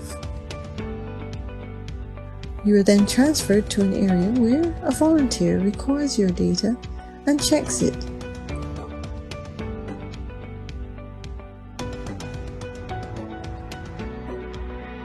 This is recorded electronically so that we can follow anyone who has been vaccinated. On completion of this, you are taken to the area where the vaccine is given. A trained public health nurse or doctor will draw up the vaccine from a vial. The vaccine is then given in the muscle of the arm that you do not write with. It is a relatively swift and painless process. And once this is completed, you are transferred to an area of observation. The time of your vaccination is recorded, and you will be asked to sit for 15 to 30 minutes where you will be observed for any immediate side effects by trained medical personnel. During this time, you will be instructed as to what to do when you go home. This will mitigate any side effects that you may have. Drink plenty of water. Take paracetamol if you have muscle aches or pains or fever, and get some rest. Most side effects are temporary and last 24 to 48 hours only. Vaccination is one of the main ways by which we can beat back COVID. Get vaccinated against COVID-19 today and help us to regain our country. All right, well, thank you very much for that there. One quick thing, before you start, Dr. Sargent. I will also want, I think Mr. Wortman alluded to it at the very, very beginning, and that is that, like any vaccine, you can get some side effects. The side effects tend to, so earlier we talked about the emergency serious side effects that cause people to monitor you.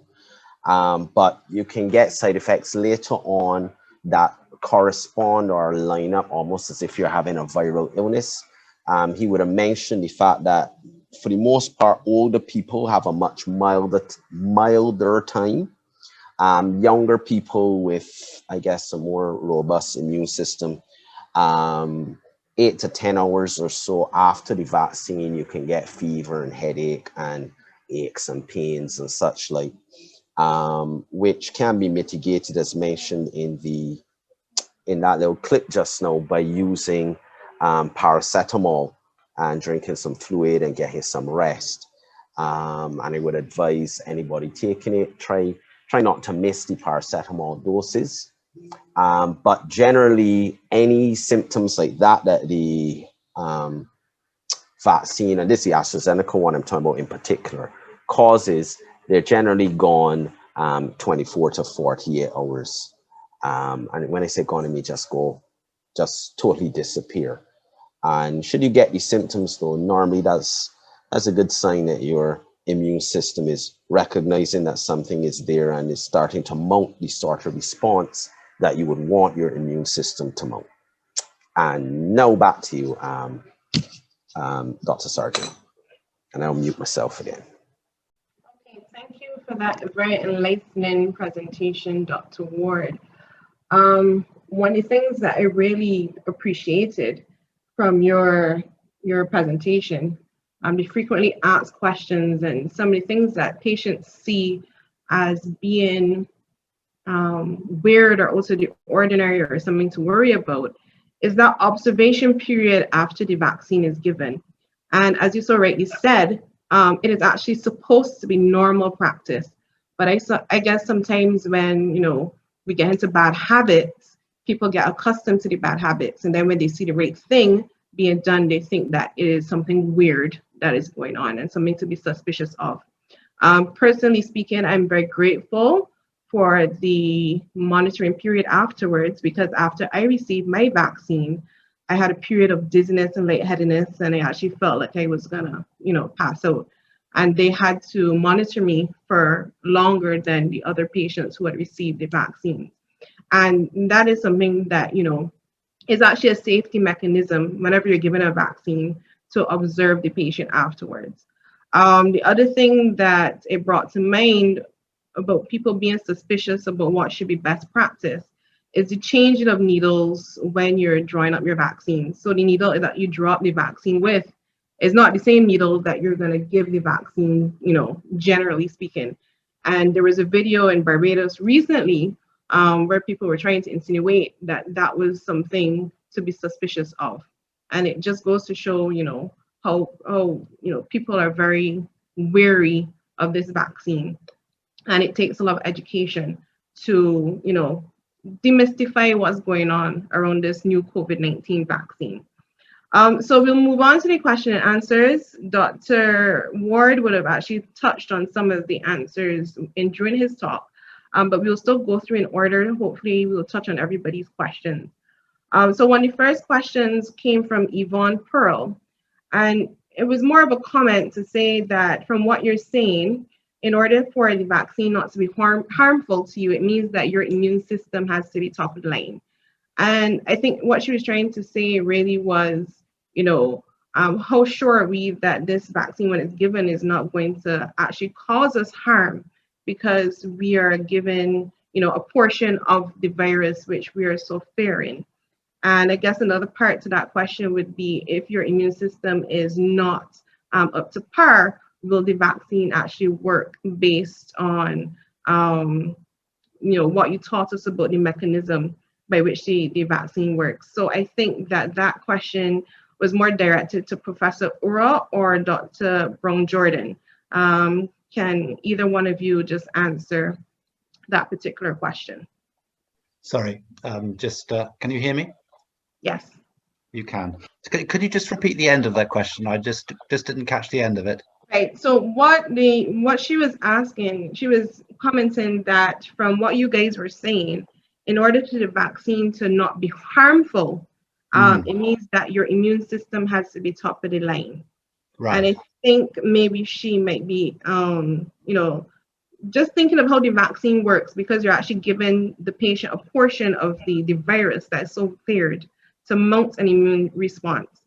So is this some danger to the patient who's actually receiving the vaccine? I mean, no.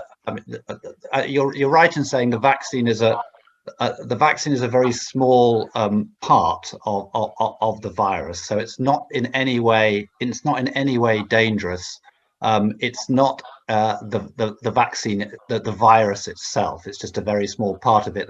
As we said, that stimulates the immune response. That little part of the spike protein. So it's not going to be dangerous in any way because the virus is not there. And as Dr. Ward said, it does stimulate people's immune system in different ways.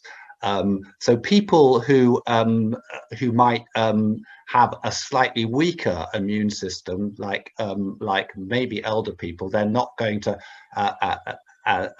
then their immune system might not be stimulated quite as efficiently as younger people, and that's why, as Dr. Ward was saying, you see slightly more side effects in younger people than in older people. But there's no data. You mustn't see this this vaccine in any way as being the virus itself. It's just a very small part of the virus that really mimics it mimics the virus, but doesn't have any of the nasty components of the virus in it. So it's not going to replicate in your cells. It's not going to cause the disease in any way. It's just going to stimulate your immune system, with that stimulation, you might see slightly different side effects depending on how old you are. So I don't think there's anything to worry about there. Okay, sorry. Thank you for that response. So initially, early on when you were speaking, Brian Griffiths had mentioned or asked about the multiple mutations which seem to be occurring simultaneously. And therefore, how would vaccine manufacturers cope with this phenomenon of, this concern where mutations are going to lead to the ineffectiveness of these vaccines going forward? Dr. Ward likened it to, having a security system whereby you're going to have the security system recognize things on the vaccine or somebody's face, which is not going to change even as time goes by. And in this case, that would be the spike protein of the virus. I thought that he answered that well. I don't know if there's anything else that you would wish to add to that, Professor Uro. I think just to add to that, viruses, I'm afraid, are in the business of changing. They're in the business of surviving. That's what they do. And if you think about how a virus survives better, it's going to try and change so it can become more transmissible. In other words, infect more people. And it's going to try and change so it evades the immune system, so it gets around the immune system. And that's exactly what we're seeing at the moment. So what we're seeing is very predicted with this coronavirus at the moment. And so what as Dr. Brown-Jordan said, we have to keep a very close eye on it, because if those mutations, those changes are in that critical area, a very important area of the spike protein, which the immune system recognizes, and it changes the shape of that, then you can find that the immune system doesn't work as well against it. So what we're doing with all these variants, the South African variant, the Brazil variant, and many, many other variants, is we're monitoring those changes extremely carefully. And if we see those changes significantly change the shape of that protein, then we get a little bit worried.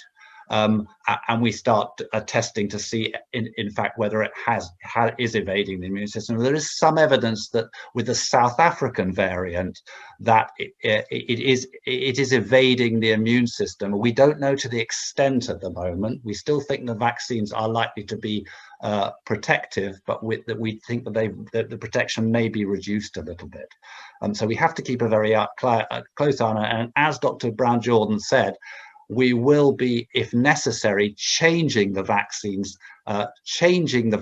as we move forward. So we adapt them so they actually catch those variants that evade the immune system, like we do with the flu vaccine. So this is a constant process where we're keeping a very close eye on what's going on.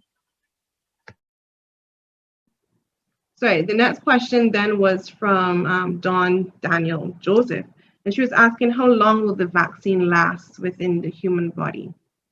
My interpretation would be, how long do we expect these vaccines to be efficacious? How long will they work? So at the moment, yes, sorry. At the moment, we really don't know just yet. We've not had sufficient time really to, to see how the immune system responds or changes, with receiving a vaccine and, on the continuum as time goes on. So we're going to be very watchful for the next couple months, even years. I mean, that's what the regular vaccine process, with development and efficacy checks entails. It's this constant watching to see what happens over time. So we're still learning. We have a lot of learning to do. And so we just have to wait and see. We, of course, have to be guided as well with regards to dosages and, when boosters should occur, because all that can impact the efficacy of the vaccine over time. Okay, thank you. So the next question was, and this has come up a lot over the last year. So basically the mortality rate of COVID-19 has been shown to be 2 to 3%. So why is it necessary to try to vaccinate everyone based on this statistic? It seems like 2 to 3% is, a very small number. So why are we insisting on vaccinating everybody for a disease that seems to have a relatively low mortality rate? And mortality rate is really, the rate of deaths from this disease. Do you want me to take that one, Ariane? 2 to 3% is a very, very big figure. When you think about 7 it, billion people. If we do the maths, right, that is a very, very big figure. And of course, the mortality rate changes according to age groups as well. So older people, the mortality rates are much higher. And these are really significant numbers. And we've seen this in Europe, and we've seen this recently in the UK, with thousands of deaths a day, and real suffering going on, and lots of people dying, I'm afraid, and lots of older people dying. So I think we really have to do something about it. 2 to 3% is a very significant number. And so it's up to the rest of us who might be younger to make sure that we get vaccinated so we protect everybody. Otherwise, we're going to lose a lot of people. Yes, I agree with that. 2 to 3% of 7 billion people is actually quite a high number. So we're going to take a break from the questions which are listed in the chat and allow some of our participants to just unmute their microphones or be unmuted by the host so that they can actually ask their questions during the call. So we'll start with Dr. Jan Beckles, who is from Barbados. And Dr. Beckles, you can go ahead and ask your question. Thank you. Thank you to the panel. Good evening. Professor Ora, I would like to find out, there was a published paper in April 2012 by Chien-Tse Sung showing that immunization with the SARS coronavirus vaccines led to pulmonary immunopathology on challenge with the SARS virus. in animal studies. So there was a T helper cell type 2 reaction on challenge of vaccinated animals in 3 out of 4 animal models.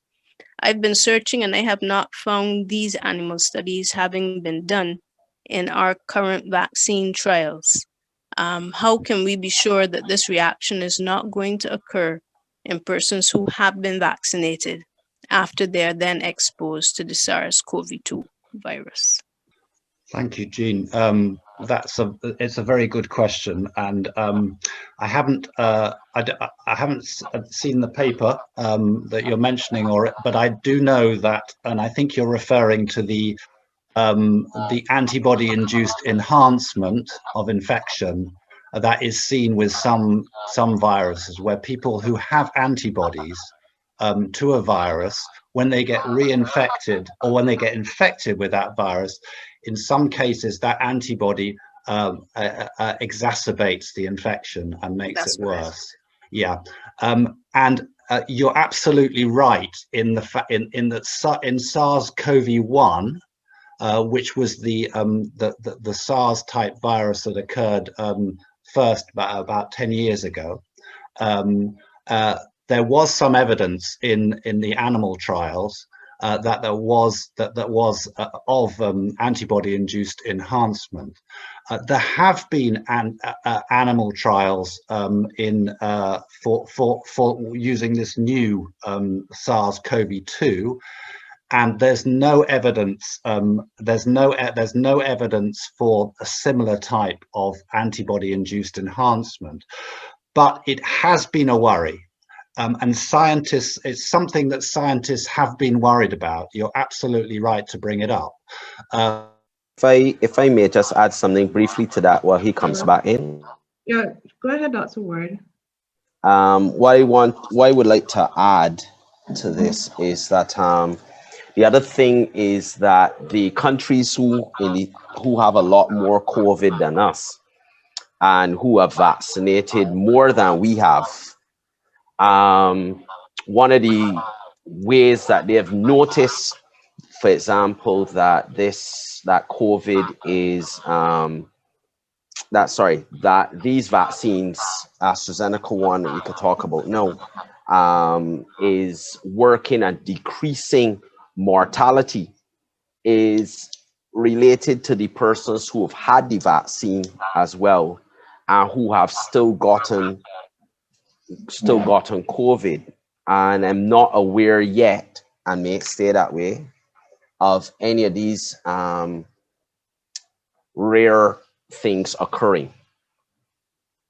So what I'm trying to say is that there have been a fair amount of people already in the UK and so on who would have had the vaccine and have not had this occur yet, including people who have suffered reinfection. And also there are few people who have suffered reinfection, not vaccinated people, but people who had COVID before and have unfortunately found a way to get it again. And we're not aware of any of those things at this point. So while we can never say it's not going to happen, right? And for any medication or vaccine that you can take, there's always going to be some super small risk of something weird and wonderful. We haven't seen it at this point. Mute again. Dr. Ward. All right. So I think we've lost Professor Ura for a bit, but this might be a good time to ask the next question in the chat. Again, something that has been raised a lot. I think it was Dr. Brown Jordan who said this. Correct me if I'm wrong. You said that the vaccine is given to a small group, and if it's successful, then we will continue from there.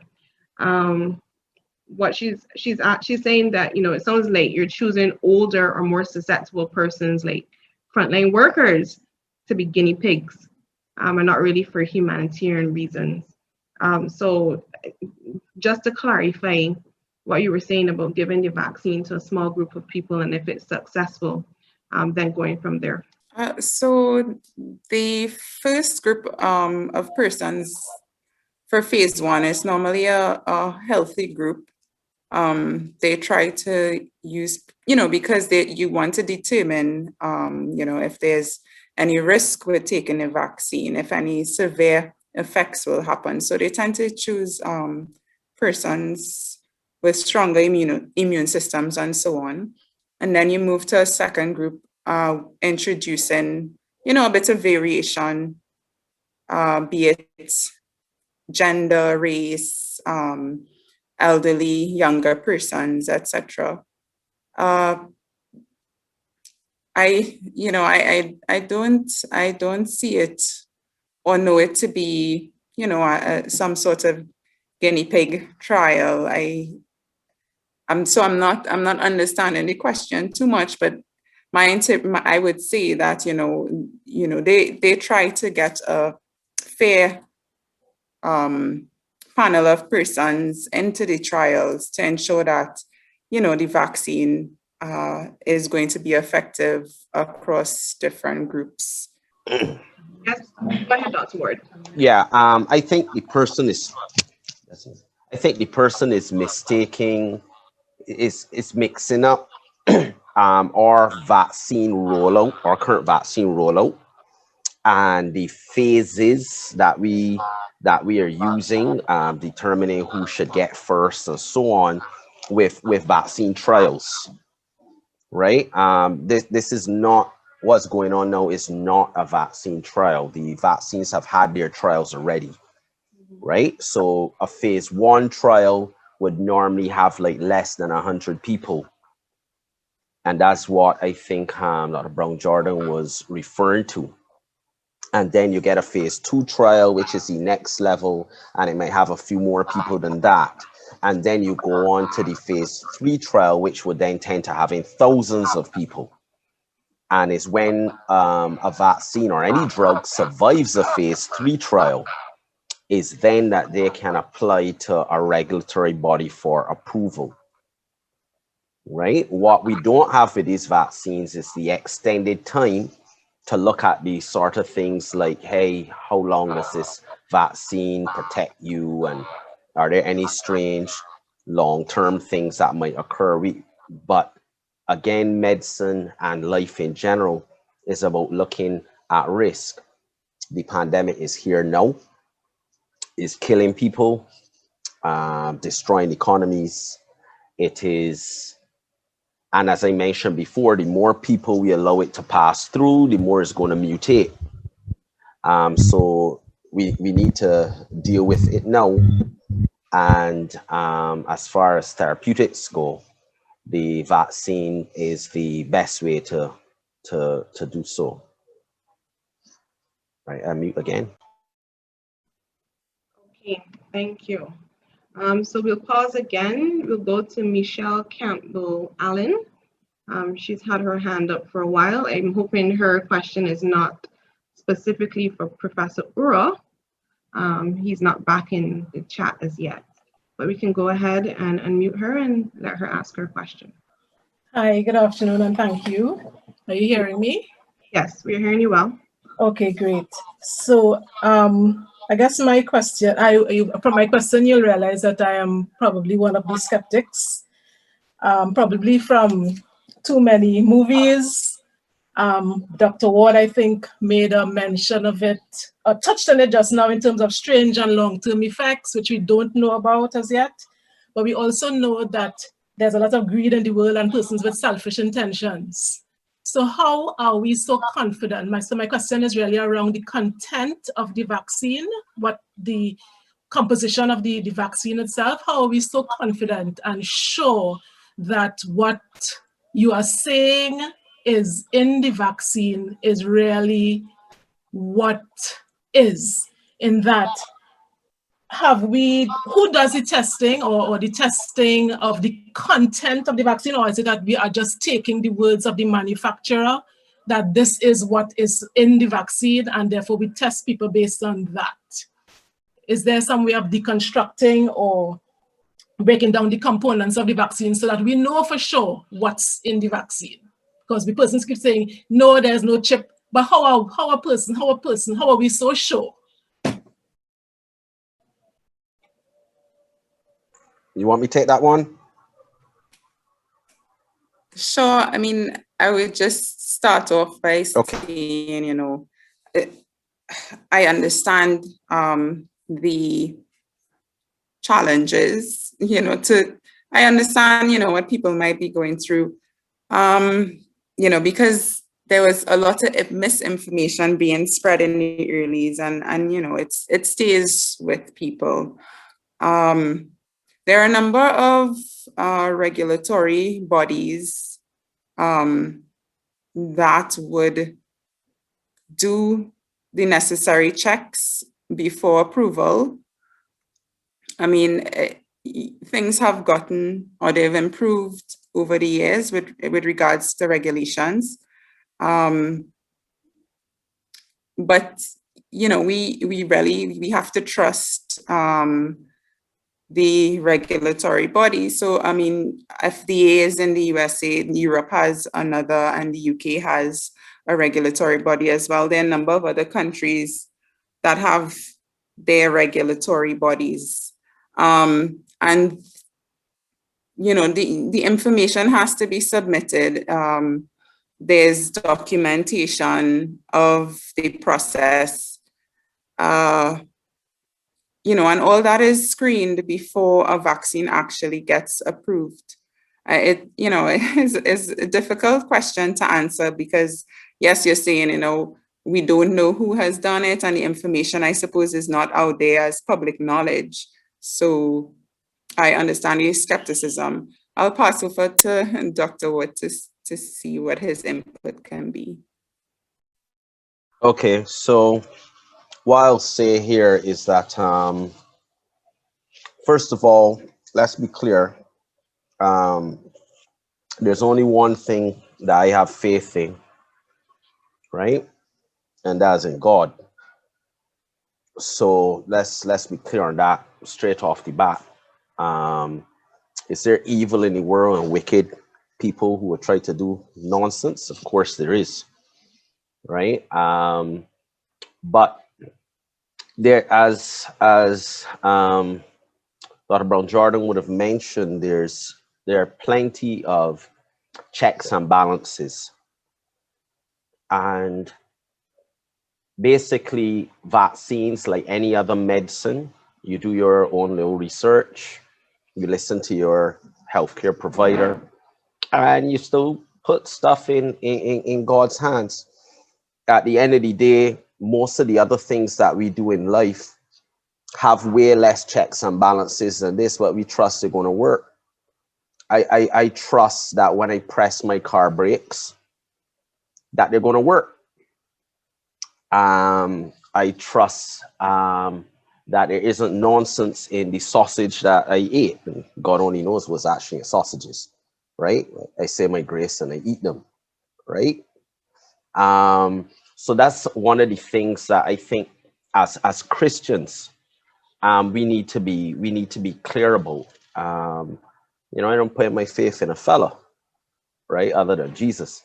So what I will say about the vaccine is sometimes in life we do have to trust, right? Not sometimes, all the time. I get on a plane, I trust that the pilot won't live just like me, right? I trust that the man coming down the road believes in the sanctity of life as well. So there's a lot of trust that we do have to put, that we do have to step every time we step out of our door.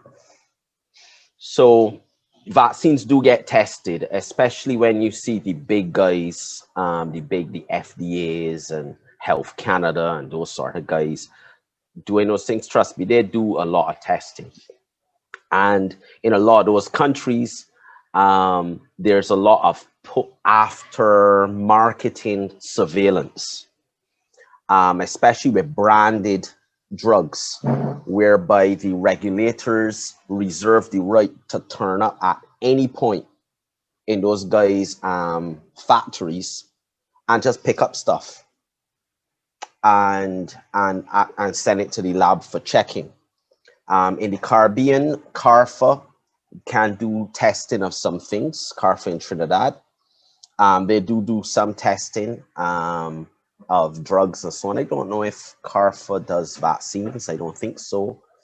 But that is why in the Caribbean, we tend to defer to the WHO and PAHO and so on, as y'all might have seen. I would have mentioned a little bit in the chat, to do checking of things of that nature for us, right? Because we probably don't have the facilities to do that, but those guys do it. And there is, as I said, there's an element of trust that you have to have. I can't make an absolute promise for any work of man, but there's an element of trust that you have to have just to live, really.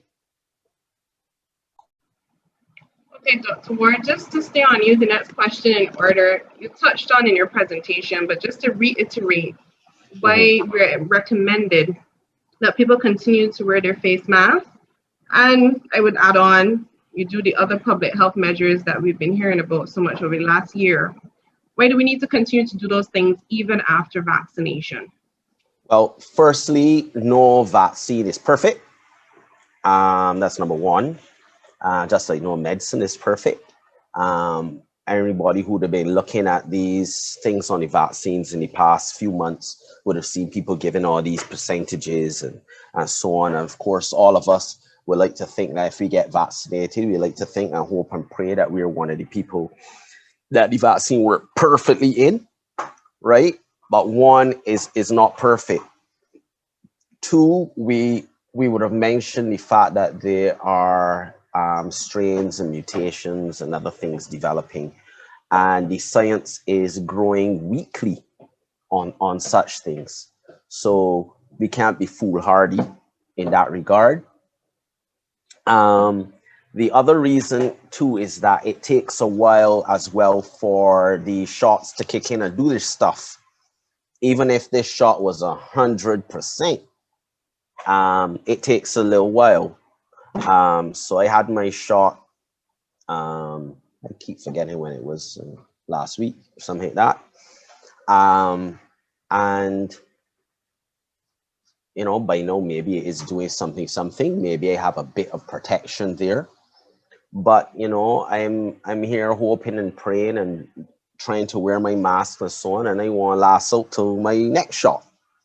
And then after that, there's still a little while before that second shot does the maximum that it can do, right? So you still have to take your precautions. But with the vaccine, you would like to think that your risk is going to be cut down for any slip-ups, any mistakes made on your part with your mask wearing, anybody in your bubble at home who went and got it and came home with it. You would like to think that you have a bit more protection that way, right? So that's one of the reasons too that I would have gotten my shot. The next question is, Brian Griffith was asking, what are your views on the single-dose vaccine? So, example, Johnson & Johnson, their single-dose vaccine has been recently FDA approved. So what are your thoughts on this vaccine? I don't know which one of you wishes Who, that's me? So handle that one, Dr. Brown Jordan. yeah, sure. So really and truly, the dosage is determined based on the efficacy studies that were done in the clinical trials. It's, you know, it's a good thing if you only have to get one shot, you know, and get sufficient mounting of an immune response. So, I mean, either way is fine, 1 shot, 2 shots, but they are whatever method or whatever vaccine it is, it's supposed to give you a certain level of protection, which is what we're aiming for. Is the AstraZeneca is 2 shots? Yes, the one that we're using Oh, right now okay. is 2 shots. Yeah, okay. So I mean, yeah, everybody would prefer to get one shot, but really and truly the efficacies are, you know, at that trial phase is what determines whether you get a single dose or you get a double dose. And then, as we mentioned before, the virus is constantly changing. We have an emergence of variants as well. So there's a great chance that your one shot will eventually become 2 shots at some point. You know, so just bear that in mind. Floyd had asked earlier, he notes that on the CDC website, the AstraZeneca vaccine is not recommended for in parts of Europe for those over 65 years. Why are we not taking note of this? Any thoughts on this part? Right, so I'm not expert on this part fully, but what I will say is all right, so unfortunately, some of this stuff has also gotten mixed up in geopolitics, right? And sadly, not always purely on a scientific basis, right? There were some questions when AstraZeneca's vaccine was first coming out with regards to its efficacy in older people. But since then, its use in the UK has shown it to be very efficacious. And the WHO and other bodies, having reviewed that data, have actually approved it for older people as well.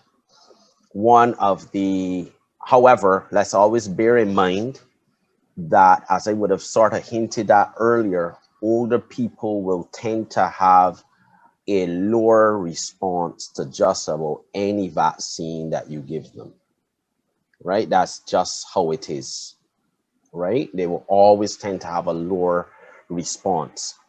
Of course, though, in this situation with the virus, with COVID infections more likely to kill older people still need to be the focus for vaccination. Otherwise, we're going to lose a lot of them, as was happening in North America and Europe right now. Now, with that said, there's been some issue with geopolitics in Europe with regards to the AstraZeneca vaccine, and the EU and some other people having a bit of sour grapes. I trust y'all understand that Aesop's Fables reference, right? Having been a little slow to get the vaccine, to purchase and organize their vaccinations, and then, and this is me just on the outside and not speaking as a representative for the Barbados government, having, from what I can see just from the outside, then hitting back when they then couldn't get the amount of doses that they wanted. And suddenly after they couldn't get all the doses that they wanted, and they had a dispute with the UK and AstraZeneca parent company, AstraZeneca itself, then suddenly different people in Europe who wanted the vaccine urgently suddenly started saying, oh, maybe it's not that good. Maybe the grapes are sour, right? So there's a bit of politics in there as well. But importantly, the WHO, which for the most part tends to be apolitical, has approved said same vaccine, inclusive of older people. And as I said, the data coming out of the UK and Israel. Well, no, Israel is Pfizer, sorry. The data coming out of the UK so far is very, very promising, right? With regards to decreasing hospitalizations and deaths, especially in the very same old people that we're talking about. No, sorry, let me change that word. Seniors. Sorry. The seniors. Sorry, my elders, right. Seniors. And that is indeed encouraging, because the UK has been hit, one of the hardest hit places with the COVID-19, right? So if they're getting it under control, that's really a good omen for the rest of the world. A related question to that, Elaine Bourne had asked, can you say why we're using DNA vaccines in the Caribbean and developing countries, as opposed to the developed nations which are using the mRNA vaccines? Who wants to bring that one? Is basically how to put it. Our mRNA vaccines are a bit more cutting edge. That's not to say that AstraZeneca's vaccine doesn't use a whole set of fancy technology, such as gene editing and all sorts of fancy stuff, right? But what Moderna and Pfizer have done is pretty much revolutionary. But their problem is so revolutionary that they have had problems stabilizing the vaccine. So as the professor's presentation earlier would show, you have an mRNA strand, and then to get that strand into your body, they have to develop this very special coating, that lipid or fat layer that allows our body then to absorb it. But then they have a catch. You need something that can be absorbed and protect the mRNA from your body's enzymes. If you just injected mRNA into your bloodstream or your muscle just like that, it would be quickly broken down by your body. Your body would just break it down. You wouldn't get any in, right? So then they have to develop this special layer, and keeping the mRNA and that special layer stabilized, right, is what makes the vaccines costly, and it's also what makes the vaccine, causes the logistics and causes them to have to keep the vaccine at -70. Now, a few more years from now of having vaccines made that way, the technology might get better, and they might find better ways to stabilize the mRNA, right? And therefore have it at better temperatures and all that stuff. So that's one of the reasons a lot of developing countries do not have the Pfizer vaccine. At the risk of speaking out of turn, Barbados could have and applied to get some of the Pfizer vaccine via the COVAX facility. And at some point, Barbados might get some. Right? At some point, we might get some. We might get our hands on some. And if we get our hands on some, we will use it too. Right? But there are but I mentioned the logistics to deal with it. And then there's some countries that are going to be a lot worse off than we are. And the Pfizer vaccine will just be a no-go for them from the beginning. Right? They will have to buy all the fridges. They'll have to do all sorts of stuff. Some places in this world don't have roads. Right? There's no way you're going to get something as fancy as Pfizer's vaccine to some of the places where it's needed. So those are some of the reasons. But with Barbados, it is also not that we don't want to get it if we could get it. Right? But like everybody else in the world, we had to get in line, right? And it's really through diplomacy, a diplomatic coup, if you want to put it that way, that our government was able to secure vaccine from India. Otherwise, we probably still won't have any.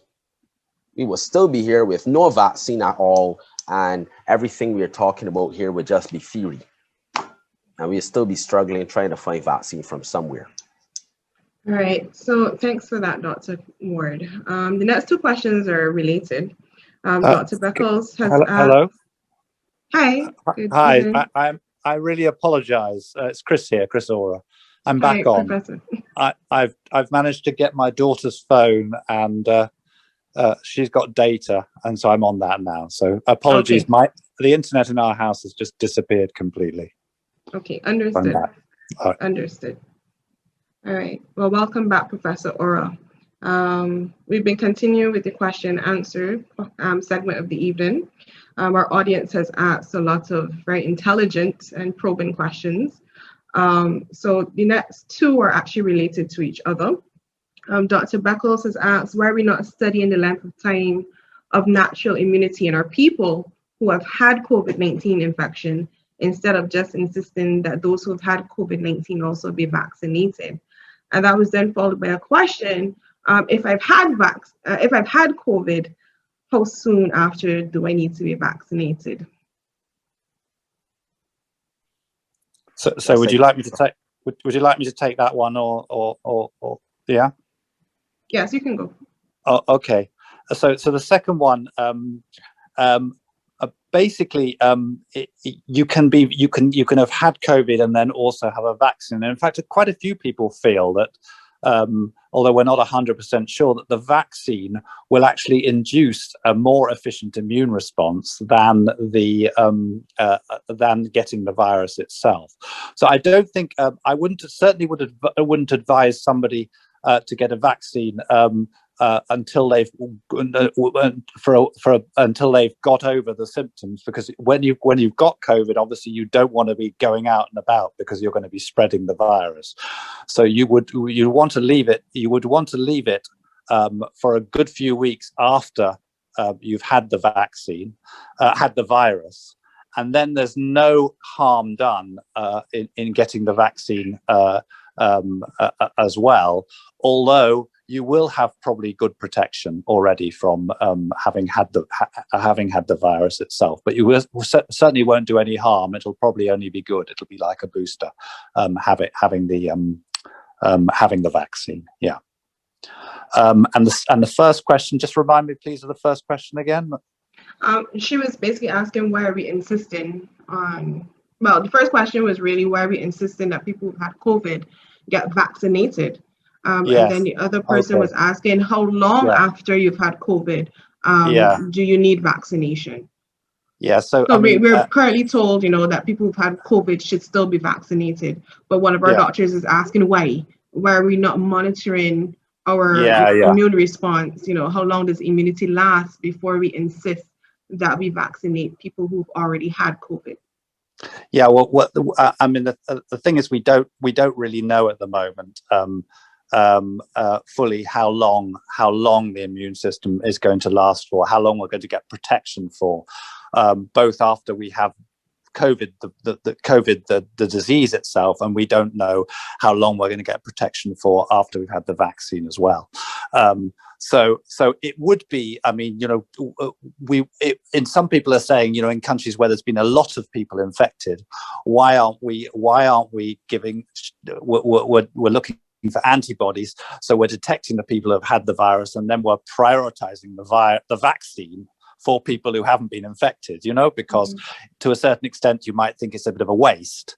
And I can see the point there, because people who have the virus and have had the disease are likely to have good protection. But on the other hand, it's quite difficult. You have to draw blood, you have to take antibody levels and all those kind of things. So in order to see whether somebody's been infected, because you won't necessarily know. So what most countries are doing is they're just saying everybody get the vaccine. It doesn't matter if you think you've had the virus or not, because it's not going to do any harm. But I can see the person's point. Yeah. Right. And then so how long after you've had COVID are you safe to take the vaccine? Well, you'd be safe pretty much at any time, but what you have to, because it's not going to do you any harm. But what you have to think about is you don't want to take the vaccine. You don't want to go out when you've still got the virus in your system, because you're going to be potentially transmitting it. So you have to give it at least 14 days after your symptoms, 10 to 14 days, and then you will be safe at least. And then you could then have the vaccine, and I would say at least 3 weeks. At least 3 to 4 weeks after, you could have the vaccine as well. But so this is a bit theoretical though, because I wouldn't be, if I'd had the disease, had COVID, I wouldn't be rushing out to have the vaccine very quickly afterwards. Okay. All right, fair enough. And another excellent question from one of our listeners.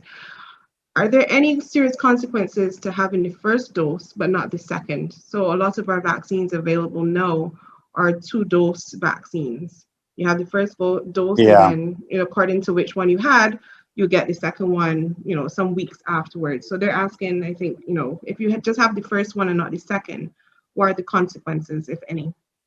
The consequences are really, it's not going to have any serious side effects or anything. The consequences are really is you might not have as good long-lasting protection as you would have if you've had the second one as well, because all the trials, or most of the trials, although there's some vaccines coming out that only need one shot now just recently, but most of the trials on the vaccines we know, the trials have been done with 2 shots. And we know that the 2 shots work. I mean, they can be between 3 weeks and 12 weeks apart. We know they work, and the second shot stimulates your immune system or boosts your immune system. So you should take the second shot because it's going to give you a stronger immune response. But there's no harmful effects of not taking it. Okay. All right. Dr. Ward, the next question, you touched on it in your presentation, but just to clarify for our listeners, if there are any precautions to be taken for breastfeeding mothers, you can just quickly re-highlight what you had said. Well, okay. So when you think about medical research, except for a few fringe cases, it is not ethical, and most places it will not be permitted to conduct research on pregnant women, little children, or breastfeeding mothers, right? So what tends to happen is that research has to be done, I don't know if I say by proxy, or you have to get data on the side. So what happens is right now, they would not have had any research on pregnant women or breastfeeding mothers or children. And therefore, it is one of the exclusion criteria in Barbados and most places. So in Barbados, they're not giving the vaccine to breastfeeding mothers, even though I doubt that there's any harm involved whatsoever, right? I really doubt there's any harm whatsoever. And I think the data that would come out for maybe, let's say, all the pregnant women who've happened to get COVID and all of the women who've been breastfeeding with COVID and all of that stuff, I'm pretty sure that will help bear it out. Now, the way things work with those groups is that after a while, you're going to start to build up data on people who are pregnant or breastfeeding, and maybe they got vaccinated and didn't tell you. So you're going to get women who are pregnant and they don't think they were pregnant and they get vaccinated. And you're going to get some women who want the vaccine, so they're going to lie and say, no, I'm not pregnant, so that they could get the vaccine. And same thing with breastfeeding women. And then what will happen is after months to years, you will then start to say, well, okay, we inadvertently had a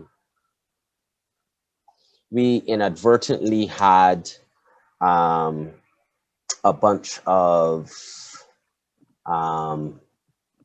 pregnant women who had the vaccine and didn't tell us anything or didn't know. And then you go and look at the data for them and say, okay, well, let's see, how did it turn out for them? And then when you check and you realize, well, hey, it's turned out pretty okay. We don't see any problems.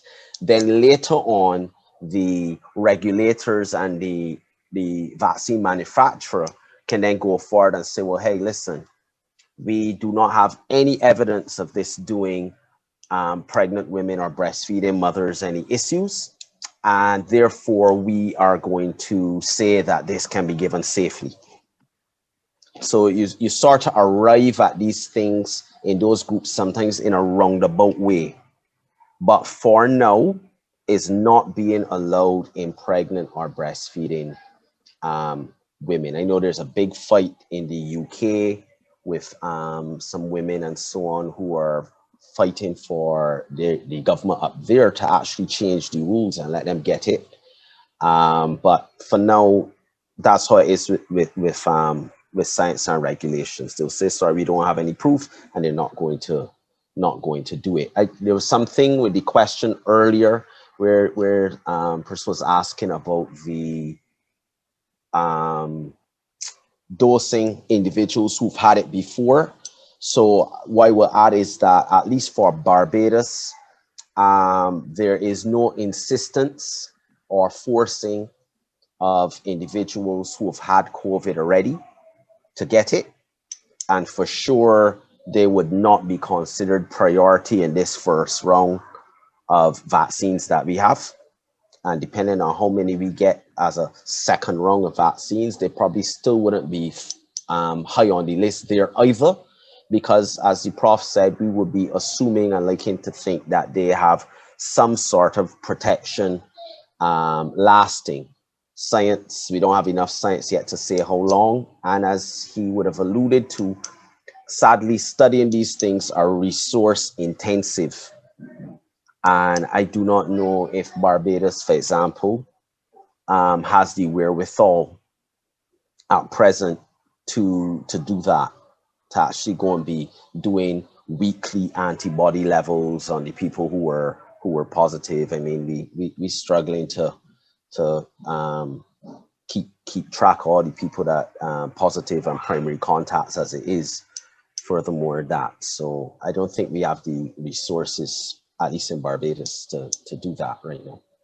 Right, and that's actually related to one of the next questions. Cleo Huggins is asking if there are any studies which show the effect of the vaccine on persons who have had active infection, symptomatic or not. Certainly not in Barbados, because we simply don't have the resources. I don't know if there are any that have been done internationally. I'm not sure if Professor Ora or Dr. Brown-Jordan are aware of any of those studies. And a related question is, is there any data that shows how much better your immune system works in facing off COVID after vaccination compared to an immune system that has recovered from COVID-19? So, natural immunity versus immunity through vaccination. Have there been any, they're really intelligent questions tonight. Any studies that show the difference between how you attain immunity to COVID-19? And which one is better, natural immunity or immunity through vaccination? These are great questions. You're absolutely right. Extremely intelligent questions and very pertinent. And to many of them, I'm afraid we don't really know at the moment, because we're still working it out. However, there is a body of people that think that the immunity to the vaccines might actually be better at the end of the day than the better and more stronger than immunity to the virus itself. But we haven't, to virus infection, but we don't understand that at the moment. We don't know that at the moment. So the jury is out on that. It's a very good question, but the jury is out on it at the moment. Okay, we'll take one more question from the group before we, I see one raised hand. I know it's getting late and all these questions, everybody wants their question answered, but we'll try to go through as quickly as possible. Somebody mentioned that they know of individuals who were previously very healthy. They took the flu vaccine in North America as a precautionary measure and became seriously ill within hours of taking the vaccine. Now they catch the seasonal flu every year. Can you please shed some light on this and what the prognosis would be for persons receiving the COVID-19 vaccine? Who wants to brave that one? I would try that. I mean, that's a tough thing to deal with. In that, again, every vaccine you can get, and I mean just about every vaccine you can get, even the ones we get commonly, like the flu vaccine, there's always a risk that somebody is going to have a bad outcome. Now, what is supposed to happen, again, as standard with all vaccines, is that if you ever have something that you believe to be a vaccine effect, you're supposed to go to inform the center or doctor or clinic or wherever it is that you had the vaccine done. You're supposed to let them know, because vaccines are very extensively followed up. right? Any vaccine side effects are extensively followed up. So the first thing is whether what the person believes was due to a vaccine was indeed due to the vaccine. You know, when it happened, did they go and get checked? Did they report it? Were the people that they saw after, was there consensus then saying, yep, this is the vaccine did this, right? So that's the first thing. In medicine, I can tell you, people assume a lot of things they assume a lot of things that happen to them are related directly to something that they've had. Be it something to lower their cholesterol, or be it something for their blood pressure, or be it a vitamin or what have you. And a lot of times it's not the case. And the best thing to always do in a case like that is see the doctor. So there's always a risk. Why do I take the seasonal flu vaccine? Because even though I do not fit at present, I do not fit the category of persons who normally do badly from flu, right? I don't want to be one of the people in my age group who does badly from flu. And I don't want the flu. Flu can occur at inopportune times. Like when I have important work to do, or I want to travel, or I want to do something. I don't want the flu, period. I don't want any of the complications that I can get from getting the flu. And therefore, all things measured, my chances of getting the flu and bad things from the flu are much worse than my chances of getting a bad thing from the flu shot. So then that's why I take the flu shot, is, you know, weighing the scales. And that's why I take the flu shot. But I would tell everybody here, any vaccine you get, be it these COVID-19 vaccines, or MMR, or a tetanus shot, or whatever, and anything happens to you after that you think is a little beyond the pale, just a little different than what they warned you about, or something like that, you let the people know, let us know, let us check. You would realize that with vaccines, these checks and balances are a lot more significant than any other medicine. So with vaccines, for example, you would see that the nursing staff and so on take great care to actually record what vial your vaccine came from. Was the batch, was the date, was the expiry. They take great care of doing that, because if ever you come back and you complain of something and the doctor agrees that it sounds like it could be the vaccine, all of that stuff goes into a national database, and all of that stuff goes to the manufacturer and to the World Health Organization, right? And if they see too much things coming from that batch or that brand or what have you, then you're going to have an investigation, right? These things are really serious. Whereas you go and you buy an over-the-counter medicine, or you even get a prescribed medicine, there's not normally anywhere near that level of care taken for if you get one of these side effects from something that you took, right? So I would like to put that out there as well for people who worry about vaccine safety. Understand that they are much more heavily scrutinized than anything else that you put in your body. Okay, thank you. All right, so it's getting late, so we're going to have to wrap up. I would just want you to answer quickly 3 last questions. Can people who are taking warfarin take the vaccine? Are people who are allergic to penicillin, can they take the vaccine? And if you've recently had a tetanus shot, can you take the vaccine? I think it's important for our audience to hear the answers to those last 3 questions. We will take Pearl's questions since she's had her hand up for a while, and then I will hand over and we will wrap up for tonight's session. Okay, I could take those quick, and then you could let Pearl ask her questions. So first thing was the warfarin. Yes, you can. Somebody on warfarin, though, you would just, I guess, apply pressure to the vaccine site a little bit longer.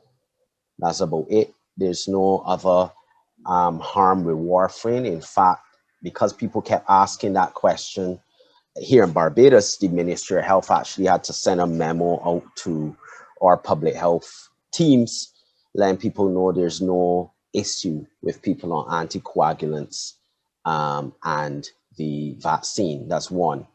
Two was a three-part thing. What was the middle one? I think the last one was the tetanus shot. What was the one in the Right. middle? So if you're allergic to penicillin. Right. We've been Right. getting that question a lot. No harm whatsoever.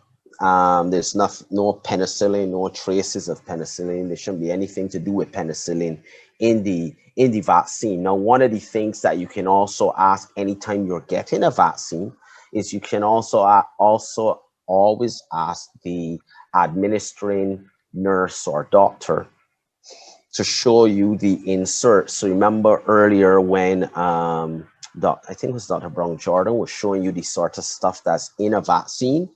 You can always ask to see the insert to see what the inactive ingredients are that you can compare with what you are allergic to, just to make sure that you don't see something in there that you shouldn't have. It's also the reason that we ask everybody, as you would have seen in the video, at least with regards to how the vaccine should be done in Barbados, that we ask everybody, hey, do you have any allergies, what have you, and to figure out what the allergies are and see if they're relevant to the particular vaccine that you're getting. So somebody in the chat asked something about, oh gosh, what's the word for leftover ingredients? Trace ingredients and things finding their way in. Residuals, right. So, some vaccines, that is an issue, and some vaccines would tell you, oh, if you're allergic to egg, you can't take this vaccine. If you have a problem with this particular thing, you can't use this vaccine. And they will tell you that straight off. But you have the ability to ask and see the list as to what is in there besides the actual vaccine agent itself. The final thing with the tetanus shot now, normally the recommendation for vaccines is that, well, there are many vaccines that you can actually have dosed together, as in multiple vaccines at the same time. The normal recommendation is about 6 weeks between vaccinations of different types, right? Just to make sure that your immune system is that you're not, it sounds very unscientific, but that you're not confusing your immune system as you're trying to develop the immunity to whatever you're now going to be vaccinated against. I am not so sure though if that's going to apply really to a tetanus shot, right? Because tetanus shot is a different story. Tetanus shot is not an organism. A tetanus shot, you are being given something to develop the immunity to the poison that is made by the bacterium, right? Clostridium tetani. So you are trying to develop immunity is a different thing as opposed to trying to develop immunity to a viral illness. So I would suspect, without knowing the answer perfectly, that a tetanus shot really shouldn't interfere so much with a COVID-19 vaccine. The other thing is that most people in our part of the world would have had tetanus shots. And since we are only immunizing adults, anybody getting a tetanus shot now, it would be a booster, and it wouldn't be likely to be their first ever tetanus shot, right? Meaning, again, I would think that there probably shouldn't be any challenge you getting the COVID-19 vaccine close to having had a tetanus shot. I hope that explains. Somebody there's just asked something quick about autoimmune diseases. If you have an autoimmune disease, as I will mention earlier, please speak to your specialist first. In most cases, it seems as though it's safe for the vaccine to be given to those autoimmune diseases, like SLE. But yes, you do need to speak to your doctor. Okay, so Pearl, you have the last question for the night before we wrap up our question and answer section. So you can go ahead and unmute yourself, or Kelvin can unmute you.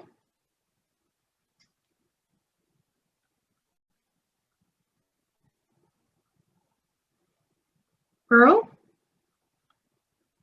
are you still interested in answering your question, asking a question? All right, so we seem to have lost Pearl. All right. Thank you so much to Professor Oro, Dr. Brown-Jordan, and Dr. Ward. It has certainly been a very interesting discussion. We have not been able to answer all of the questions. If we did, we'll be here till 12 midnight. The questions about, the vaccines have been very intelligent, very thought-provoking, and I'd like to thank the audience for your participation. We started at, at our maximum. We had like 425 people, and 2.5 hours later, we still have well over 300 people. So you really have been an excellent audience. Unfortunately, we wouldn't be able to answer everybody's question, but what I can say is that you can probably send your questions if you already have a burning question for Professor Ura, any of our panelists, or even for myself. You can send it through the Facebook page. I can ask Kelvin to possibly post the link in the chat box, but it is the Facebook page for the MCCA South Caribbean District. I thank you for your attention, and I will now hand over to Mr. Workman. Where are you? I'm here. Thank you very much, Tanya. Thank you very much, Dr. Sargent, for being our moderator this evening. Thank you very much, Professor Ora, Dr. Brown-Jordan, and Dr. Ward for your presentations. Very much appreciated. As Tanya said, the information has been very, very, very relevant, very, very timely. I think we've dispelled, maybe not all the myths, but we've dispelled most of the myths.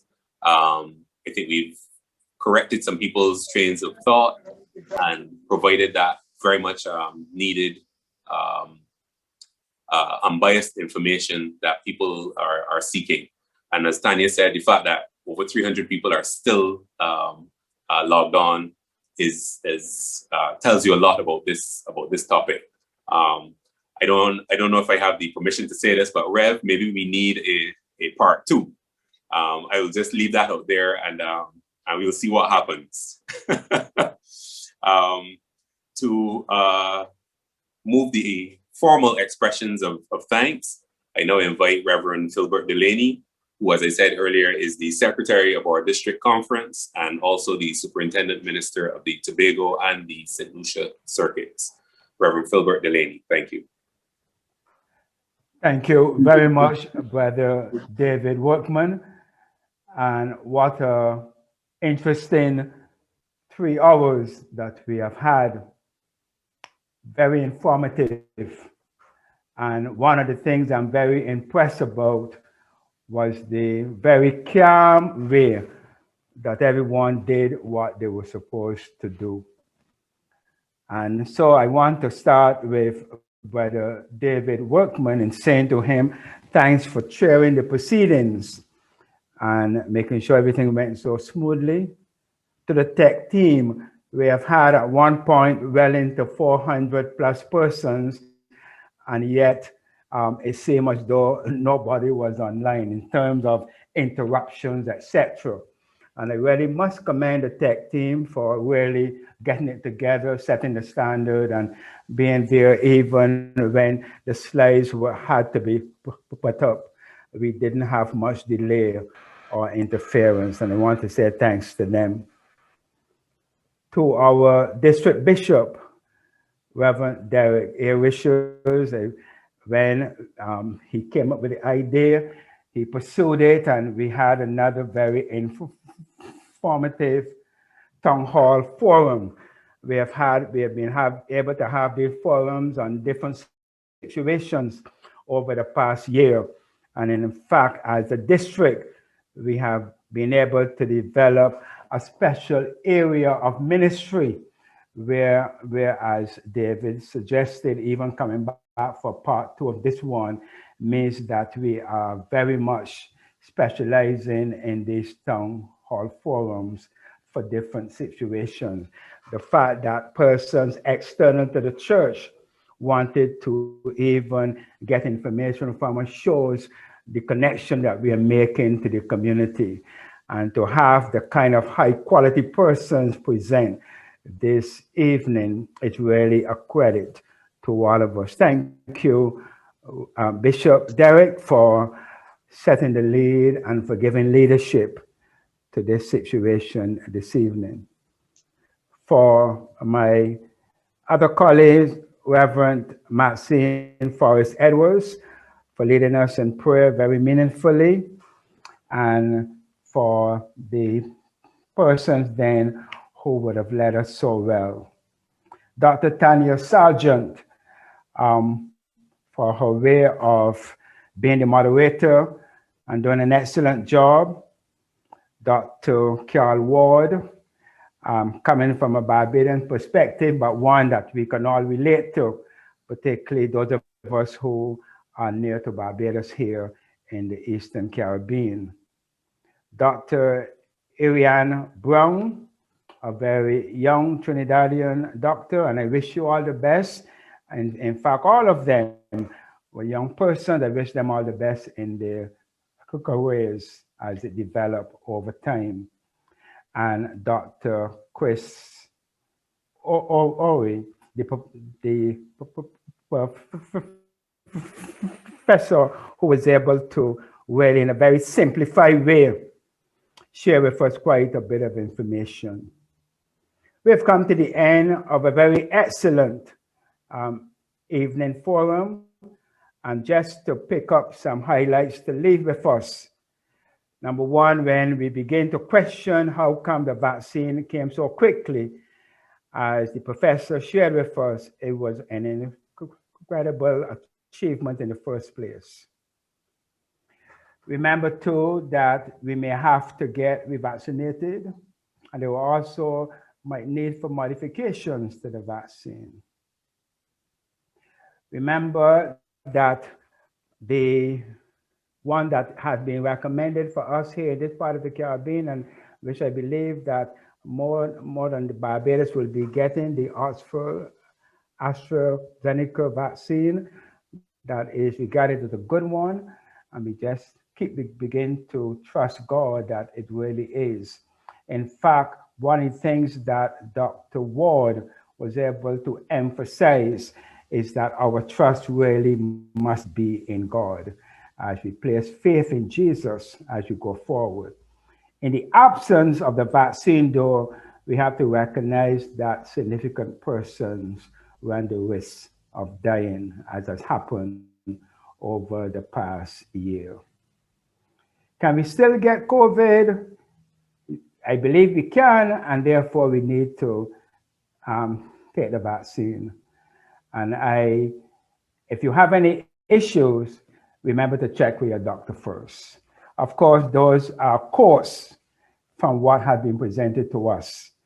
And I pray that even as we leave this evening and go to our beds, that we'll be able to sleep much lighter than before, because a lot of information has been shared with us, and a lot of doubts and fears, I'm sure, would have been dispelled.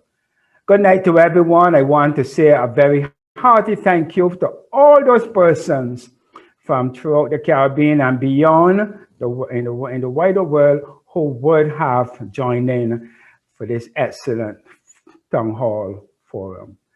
I wish you well. Good night, everybody. Good night. Bye-bye. Good night, Rev. Good night, everybody. Good night. Thanks, I everyone. thought somebody else was going to have a word of prayer. Let's have a word of prayer, please, before you leave. I thought somebody else was going to do that. Before you go, two things before you go. I just wanted to add to Reverend Delaney's thanks. Special thanks to Professor Ora, because it is now 1:20 in the morning in the UK. So thank you very much for staying on. I know he got knocked off at one point, but thanks for coming back on and for being part of this evening's session. I now invite Reverend Silbert Prescott, the superintendent of the Grenada Circuit, to bring the closing prayers. Thank you, Mr. Walkman. Let us go to God in prayer. Lord our God, we give you thanks for the various ways in which we have experienced your blessings as we engage each other in the COVID-19 vaccine and other related issues.